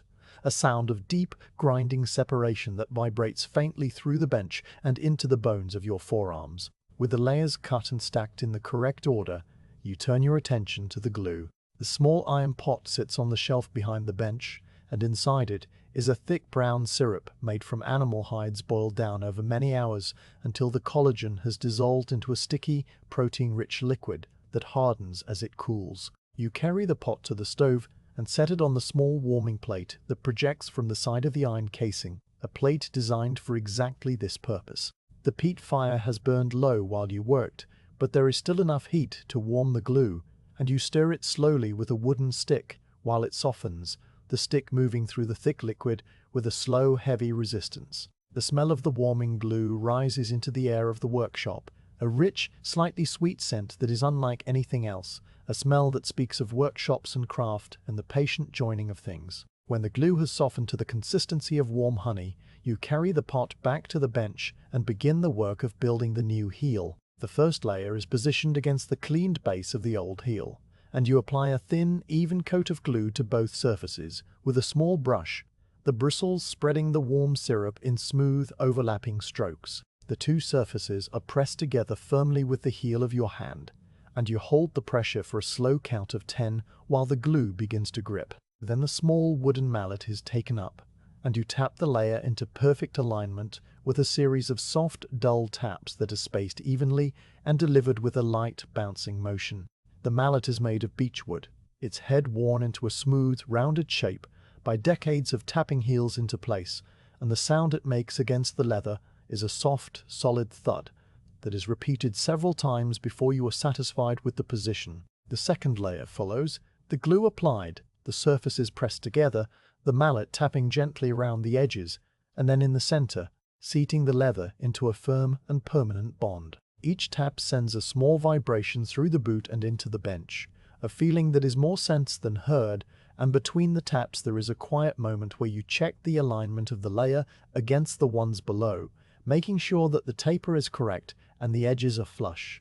The third layer is added in the same way, and then the fourth, each one slightly smaller than the one beneath it, until the heel has been built back to its proper height and the stack of new leather sits square and solid on the boot. The glue must now be given time to set, and you use this interval to clean the brush and the glue pot and to wipe the mallet with a scrap of cloth. The waiting is not a pause in the work, but a part of it, a necessary quietness that allows the chemical bonds of the glue to strengthen and harden. You turn the boot heel downward on the bench, letting the weight of the boot press the layers together, and you occupy yourself with small tasks. A stray thread is tidied from the floor, a curl of leather scrap is added to the bin. The awl is given a few light strokes on the oiled sharpening stone. The light in the window continues its slow, imperceptible movement across the wall, and the street outside remains quiet except for the distant rhythmic tap of the garrison drummer practicing somewhere near the toll booth. A sound so faint and regular that it seems to measure the passing seconds without any need for a clock. When the glue has set enough to hold the layers firmly, you take up the sharp knife to trim the new heel to its final shape. The blade is short and curved, honed to a bright edge that catches the light as you turn it in your hand, and it is designed for exactly this purpose. You begin at one side of the heel and work around it in a slow, continuous motion, the knife peeling away the excess leather in a single thin ribbon that curls away from the blade and falls onto the bench. The sound of the trimming is a soft, slicing whisper, a sound of separation that is cleaner and higher than the grinding cut of the shears, and the ribbon of leather is long and unbroken, a testament to the sharpness of the blade and the steadiness of the hand that guides it. After the rough trimming, you switch to the fine rasp, a tool with a surface of tiny, sharp teeth that cuts the leather into a smooth, even shape. The rasp is worked over the sides of the heel in long, even strokes, back and forth, and the sound it makes is a soft, hissing abrasion that is quite different from any other sound in the workshop. The leather dust that falls from the rasp is dark and fine, almost like ground coffee, and it gathers in a small pile on the bench beneath your work. You blow it away gently and continue the rasping until the sides of the heel are perfectly flush with the sides of the boot, and the transition between old leather and new is invisible to the touch. The final step is the burnishing, a process that smooths and seals the edge of the heel and gives it a finished, professional appearance. The burnisher is a simple tool, a smooth piece of bone shaped into a rounded edge and fitted with a wooden handle, and it has been used on so many heels over the years that the bone has taken on a deep amber color and a gloss of its own. You rub the burnisher back and forth along the edge of the heel, applying a steady pressure and moving at a steady pace, and the friction of the bone against the leather creates a gentle heat that darkens the edge and gives it a soft, polished sheen. The motion is repetitive and soothing, back and forth, and the sound it makes is a quiet, rhythmic whisper that is almost hypnotic in its regularity. When the burnishing is complete, you set the officer's boot down on the bench and look at it as a whole. The new heel is straight and solid, its layers pressed into a single unified block, its edge smooth and dark, its base flat and true. The repair is invisible unless one knows to look for it, and even then the join between old and new is so fine that it would escape all but the most careful eye. The boot has been restored to its proper dignity, and it will serve the hauptmann for many more months before it needs attention again. You turn it once in your hands, a slow, satisfied rotation, and then you set it on the floor with the other finished boots, its taller shaft standing a little proud of the line, the mark of its rank evident even in a row of common shoes. The day has moved on while you worked on this single boot, the repair having taken the better part of an hour from start to finish. The light in the window has begun its slow turn toward evening, the grey rectangle on the wall climbing higher and growing softer, and the shadows under the bench have lengthened and spread. Outside, a soldier walks past with a lantern already burning in his hand, the small flames swaying as he moves, and throwing a brief moving shadow across the wall of the workshop. The shadow passes quickly, a dark shape that bends at the corner of the wall and then is gone, and the room returns to its steady, quiet illumination. You watch the soldier pass without any particular thought, and then you reach down and take up the next boot from the pile, the one that will require only a patch and a new lace, and the rhythm of the awl begins again. The light that has served you all day begins to withdraw from the workshop, not suddenly but by degrees, a slow retreat that is so gradual you do not notice it happening until the moment arrives when the work in your hands becomes difficult to see. The grey rectangle on the wall, which has been your silent companion since the early morning, has climbed so high that it now touches the corner where the wall meets the ceiling, a pale shape that has thinned and softened until its edges are barely distinguishable from the surrounding shadow. The window itself, which all day has been a source of illumination, has become a square of deeper grey set into the darker grey of the wall, the street beyond it fading into a twilight that is neither day nor night, but a quiet interval between the two. The cobbles outside are no longer visible as individual stones, but have merged into a single dark plain, and the building opposite has lost all its details, so that only its outline remains against the pale wash of the sky. You have been working for some hours since the afternoon rest, and the line of finished boots on the floor has grown to 8 pairs, their dark shapes standing in silent order, with their toes all pointing toward the door.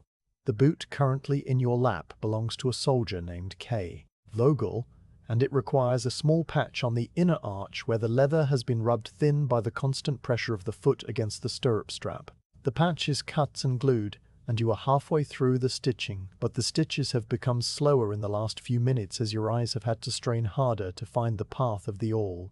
The needle still follows, and the thread still pulls through with that soft, waxed whisper, but each motion now requires a little more attention, a little more care, and the rhythm has slowed from its afternoon steadiness to something more deliberate and measured. You finish a stitch and pause, lifting your head to look at the window with the sort of mild surprise that comes from having been too absorbed in the work to notice the changing of the light. The sky beyond the glass has deepened to a color that is almost charcoal, and the first faint stars are beginning to show in the narrow gap between the rooftops, tiny points of light that seem very far away and very cold. The street below is empty of movement, the cat long gone from its doorstep, the sparrows roosted, the soldiers retreated to their quarters, where the windows of the old toll booth now show a warm orange glow that speaks of lamps and fires and the end of the working day.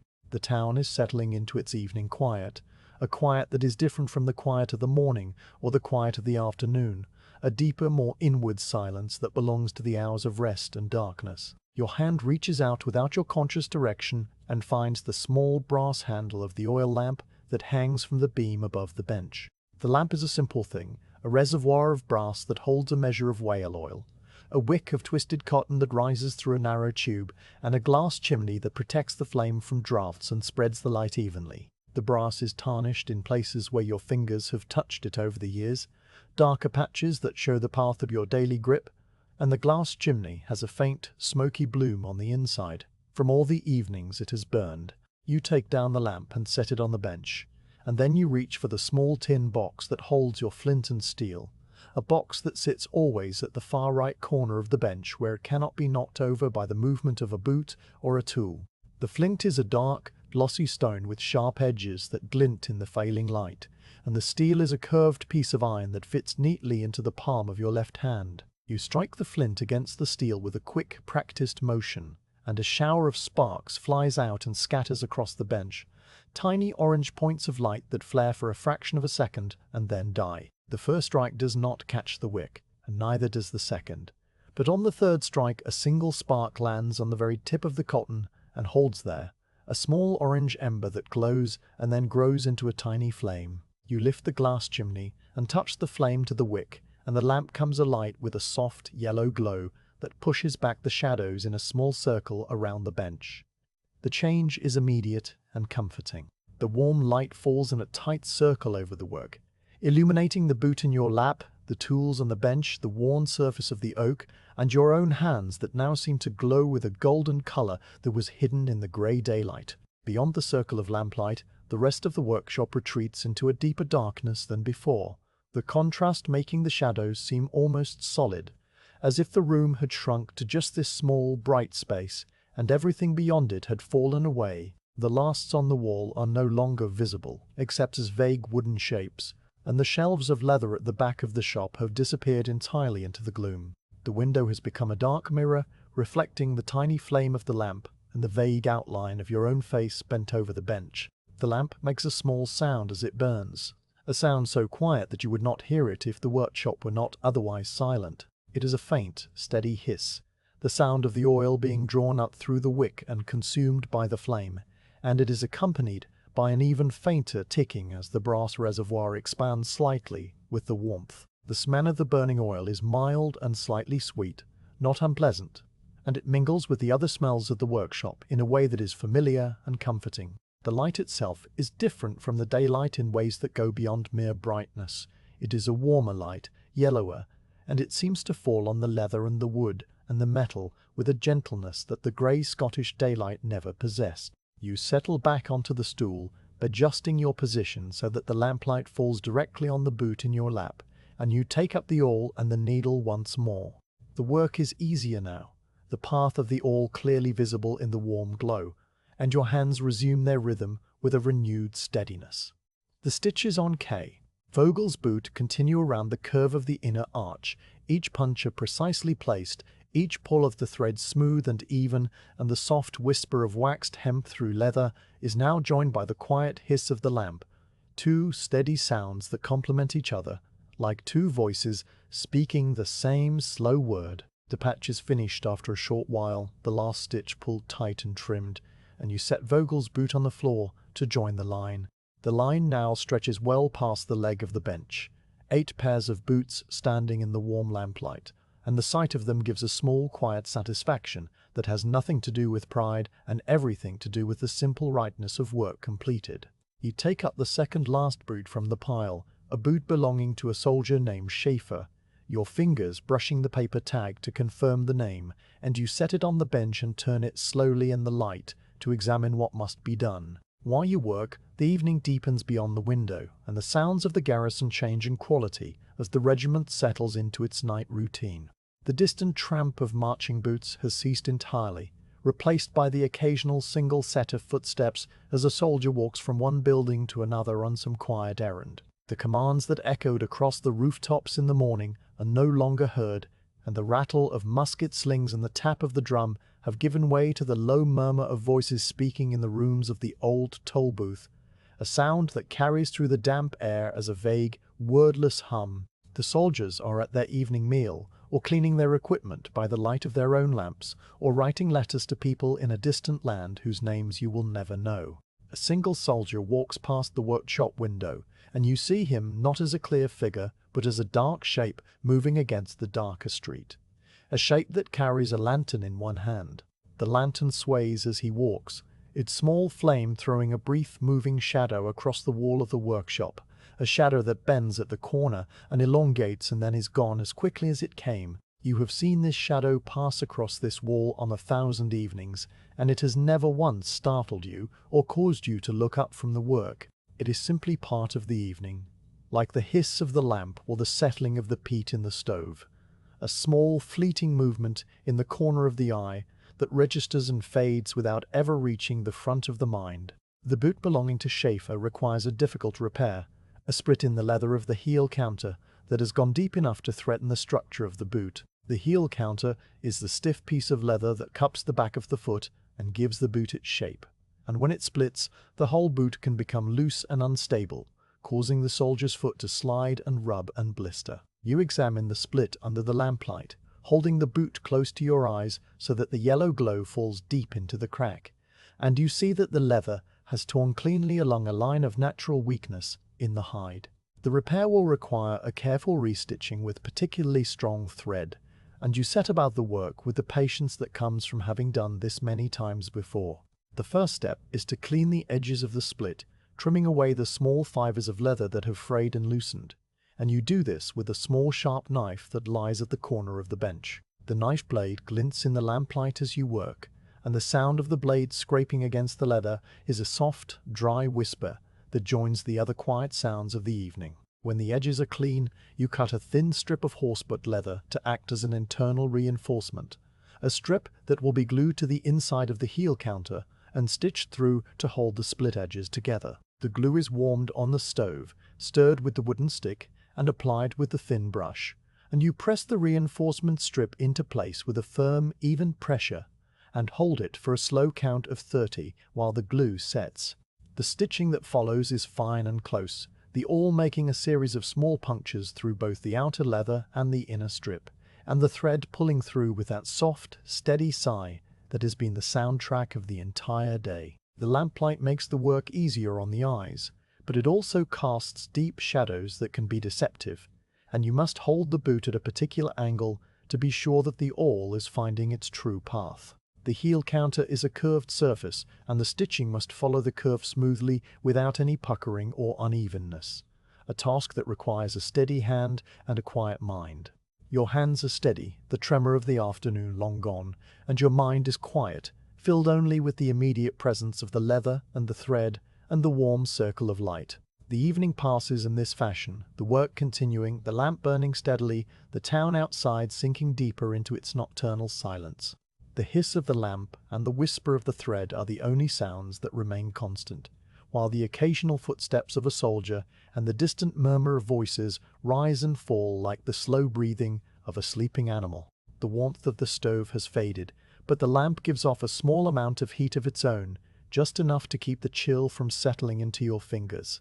The circle of light on the bench is a small island of warmth and work in the vast, quiet darkness of the Scottish night, and you sit at its center with the boot in your lap and the awl in your hand, as you have sat on 1,000 evenings before, as you will sit on 1,000 evenings to come. The reinforcement of the heel counter takes the better part of an hour, the stitches placed one after another in a tight, even row that follows the curve of the leather like a path drawn by a careful hand. When the final stitch is pulled through and knotted and trimmed, the split is closed and the heel counter is as strong as it was when the boot was first made. You turn the boot in the lamplight, inspecting the repair from every angle, and you run a thumb along the line of the stitches to feel the even tension and the smooth transition where the split used to be. The repair is sound, the boot is whole, and you set it on the floor to join the line, its toe pointing toward the door like all the others.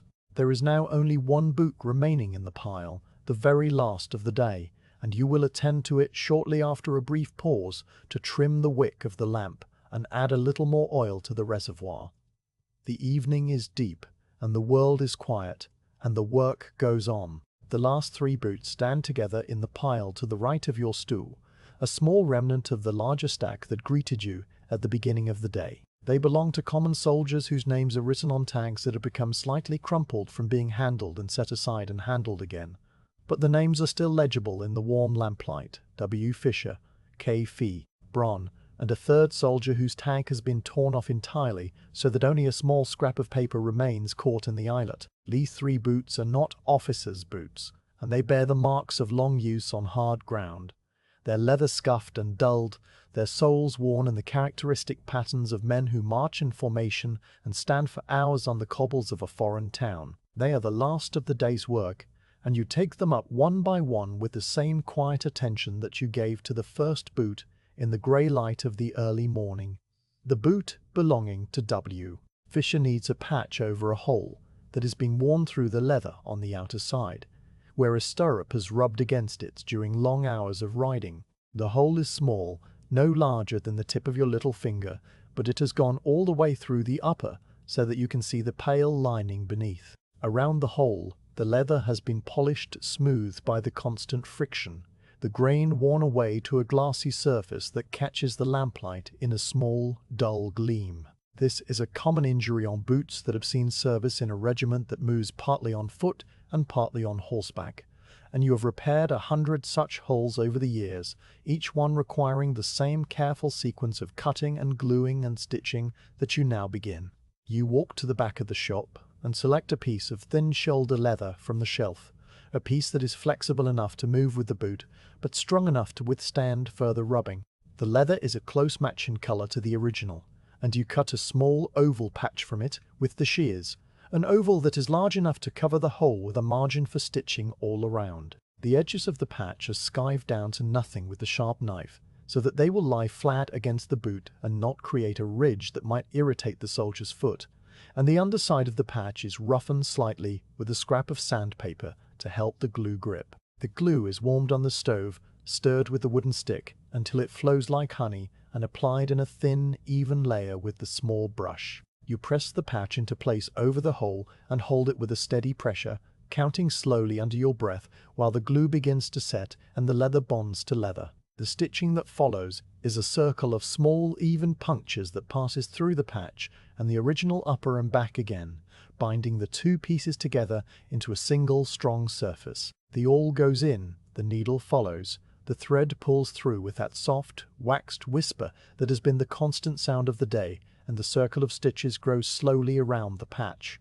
The lamplight falls directly on the work, the yellow glow making the black leather gleam, and the waxed thread shine like a thin line of gold, and your hands move in their steady rhythm, unhurried and sure. When the circle is complete, and the last stitch has been pulled tight and trimmed, the patch sits flat and neat, its edges blended into the surrounding leather, so that the repair is almost invisible unless one looks very closely. The hole is gone, the boot is whole, and you set it on the floor at the end of the line where it stands, with the others, its toe pointing toward the door.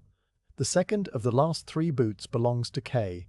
Braun, and it requires 2 small repairs that are simple but necessary. The first is a new lace, the old one having frayed and snapped near the top eyelet, so that the soldier has been forced to tie the 2 broken ends together in a clumsy knot. You pull out the old lace and discard it in the bin beneath the bench, and then you open the small drawer where you keep a supply of leather laces in various lengths. The laces are made of thin strips of calfskin rolled and twisted into a round cord, and they have a soft, supple feel that speaks of good tanning and careful preparation. You select a lace of the correct length by holding it against the boot and measuring with your eye, and then you thread it through the brass eyelets one by one, working from the bottom up with a patient, steady motion. The lace slides easily through the eyelets, and when you reach the top you tie a small neat knot at one end to prevent it from pulling back through, leaving the other end free for the soldier to adjust to his own comfort. The second repair on Brune's boot is a stitch along the tongue, where the original thread has loosened and begun to pull away from the leather. The tongue is a flexible piece that bends with every step, and the stitching must be tight and even to withstand the constant movement. You pull out the old frayed thread with a pair of small tweezers, the broken bits of hemp coming away in short, dry fragments that you brush into the bin. Then you rethread the curved needle with fresh waxed hemp and begin the restitching, the awl finding the old stitch holes to avoid weakening the leather with extra punctures. The stitches follow the curve of the tongue in a neat, even row, each one pulling the leather back into its proper place. And when the work is finished, the tongue is firm and secure, and the boot is ready for many more miles of marching. You set it on the floor beside Fisher's boot, and the line of finished pairs is now nearly complete. The third and final boot of the day is the one with the torn tag, the soldier's name lost except for a single letter L that is written on the remaining scrap of paper.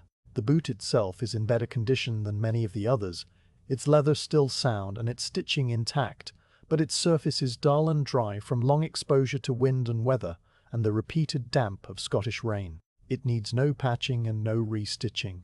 It needs only a thorough cleaning and a generous application of dubbin to restore the natural oils that have been leached out by the elements. This is the simplest repair of the day, but it is not the least important, because leather that is allowed to dry out will eventually crack and fail, and a cracked boot is a boot that can no longer keep out the wet and the cold. You begin by wiping the boot clean with a damp cloth, removing the thin layer of dust and dried mud that has accumulated in the creases and along the seam where the upper meets the sole. The cloth is an old piece of linen that has been washed so many times it is soft as felt, and it leaves the leather clean and slightly darkened with moisture. You set the boot aside for a moment to let the surface dry, and while you wait, you open the tin of dubbin that sits on the shelf behind the bench.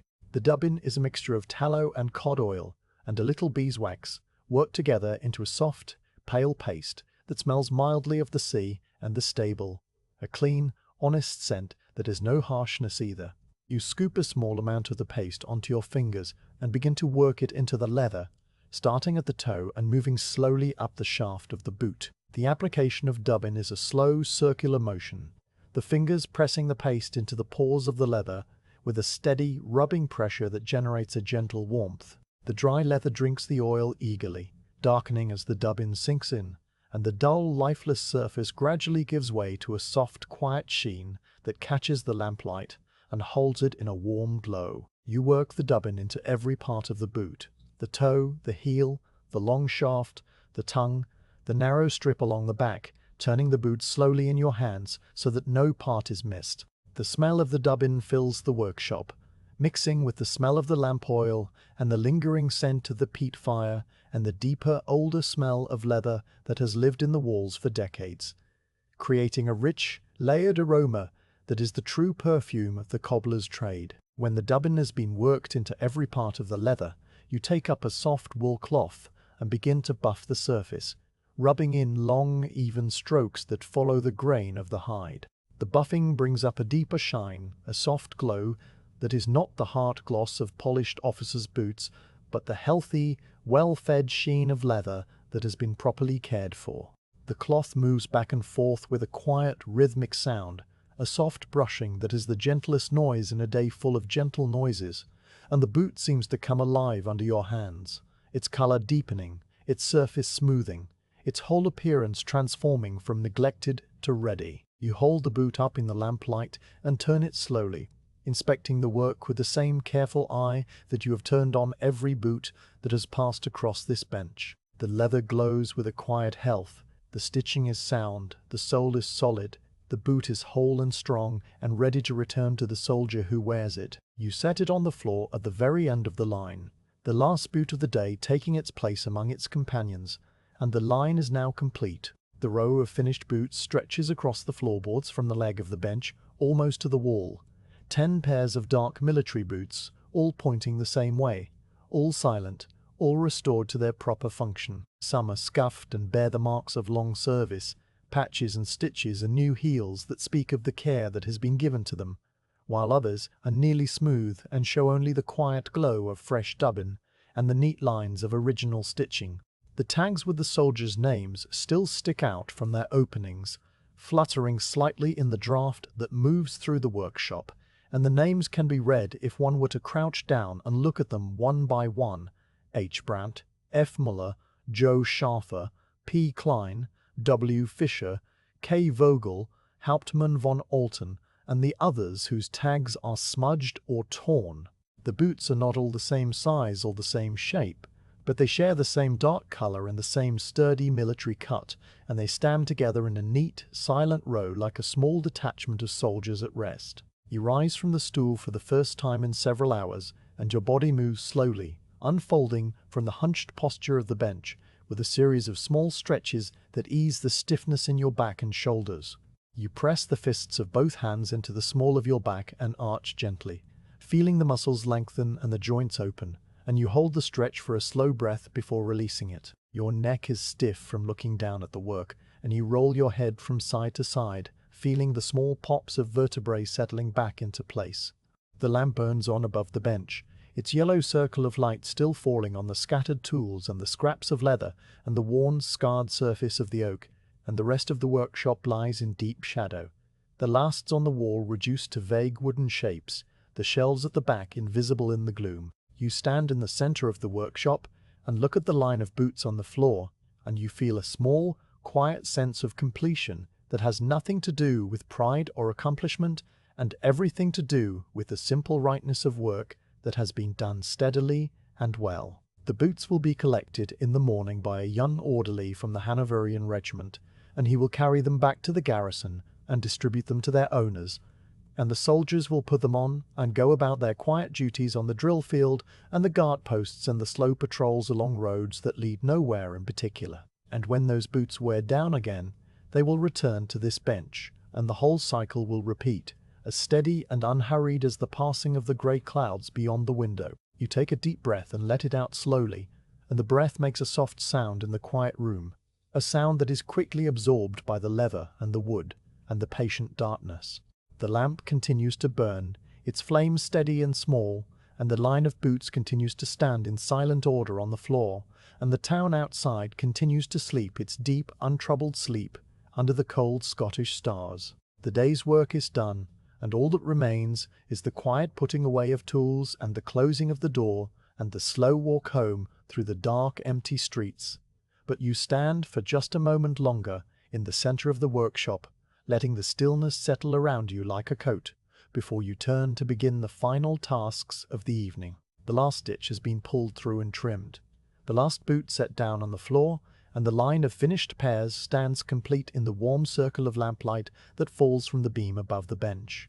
You have been sitting on the stool for many hours now, and the quiet rhythm of the work, which began in the grey light of early morning, has finally come to its natural resting place.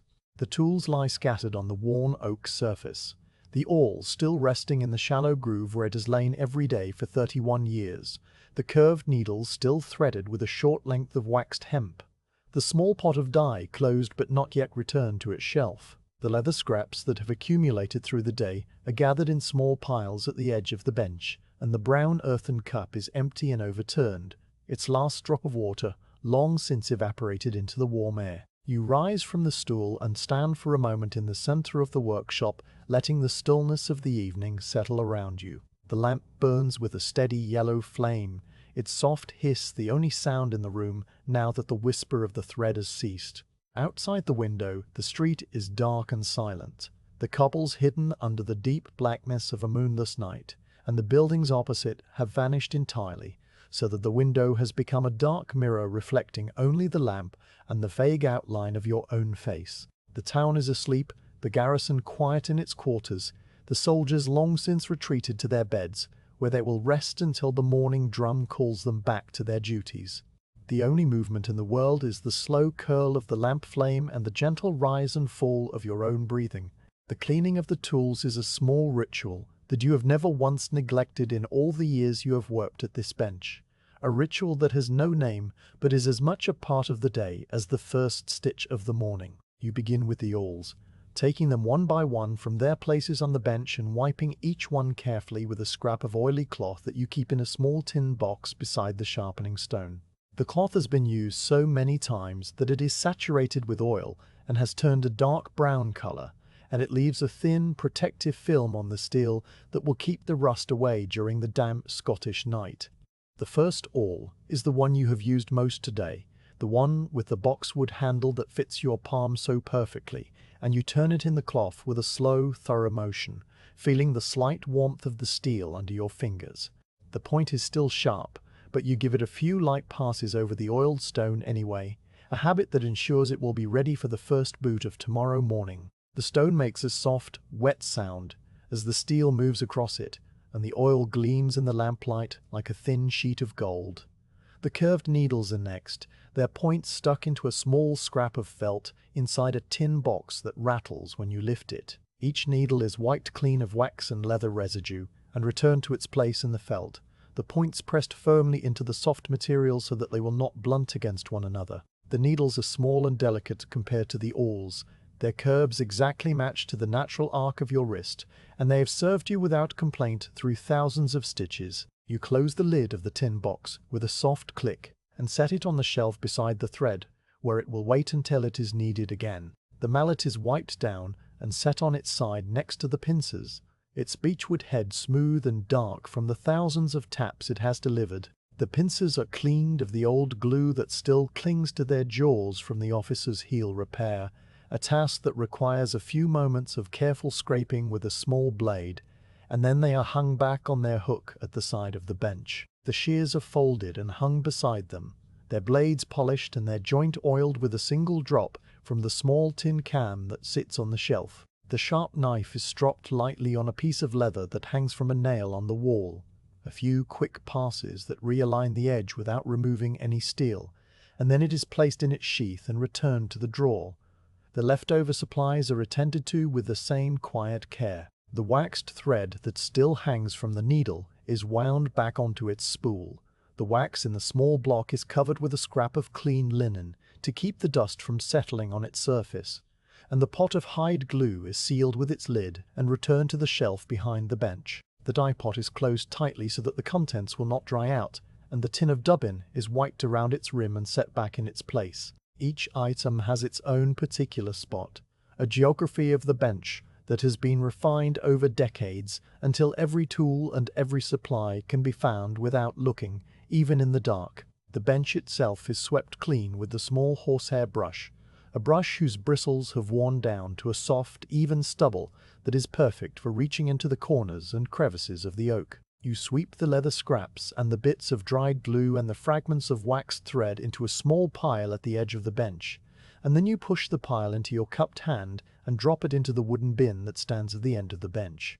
The bin is nearly full now, a collection of all the small leavings of the day's work, and you make a mental note to empty it in the morning before the first boot is begun. The brush is tapped against the side of the bin to knock out any remaining dust, and then it is set back on its nail, its bristles pointing downward. The last that were taken down from their hooks earlier in the day are returned to their places on the wall. Each last is a smooth, wooden shape, carved from maple and worn to a gloss by the pull of boots being stretched over them and removed again, and they hang heel upward in descending order of size, from the large last for a man's heavy foot to the small narrow last for a young recruit. You lift each one carefully, holding it by the iron hook that projects from its heel, and you hang it back on the wall in its proper position. The lasts make a soft wooden sound as they settle against one another, a quiet clunk that is repeated several times as each one finds its place, and then they are still. The stove is burned low while you worked, the peat reduced to a bed of grey ash, with a few small embers still glowing in the depths. You open the small iron door and use the hook to rake through the ashes, separating the last embers from the spent fuel, so that they will burn out safely during the night. The embers give a final, faint glow as the air reaches them, a soft orange pulse that fades almost immediately to grey, and the warmth in the room begins to diminish by small degrees. The smell of the cooling peat ash is dry and faintly metallic, a clean, spent smell that signals the end of the fire and the approach of the cold night hours. You close the stove door and set the hook back on its nail, and the stove settles into silence. The brown earthen cup is taken from the corner of the bench and carried to the back of the shop where the water pitcher stands on its own small shelf. You pour a little water into the cup and swirl it around, rinsing away the faint residue of the day's drinking, and then you empty the cup onto the stone floor near the door where the water will evaporate by morning. The cup is set upside down on the shelf beside the pitcher, and the cloth that held your afternoon bread is folded into a neat square and placed beside it. These small domestic actions are performed with the same unhurried grace as the stitching of the boots, each one given its proper moment, none of them rushed or skimped.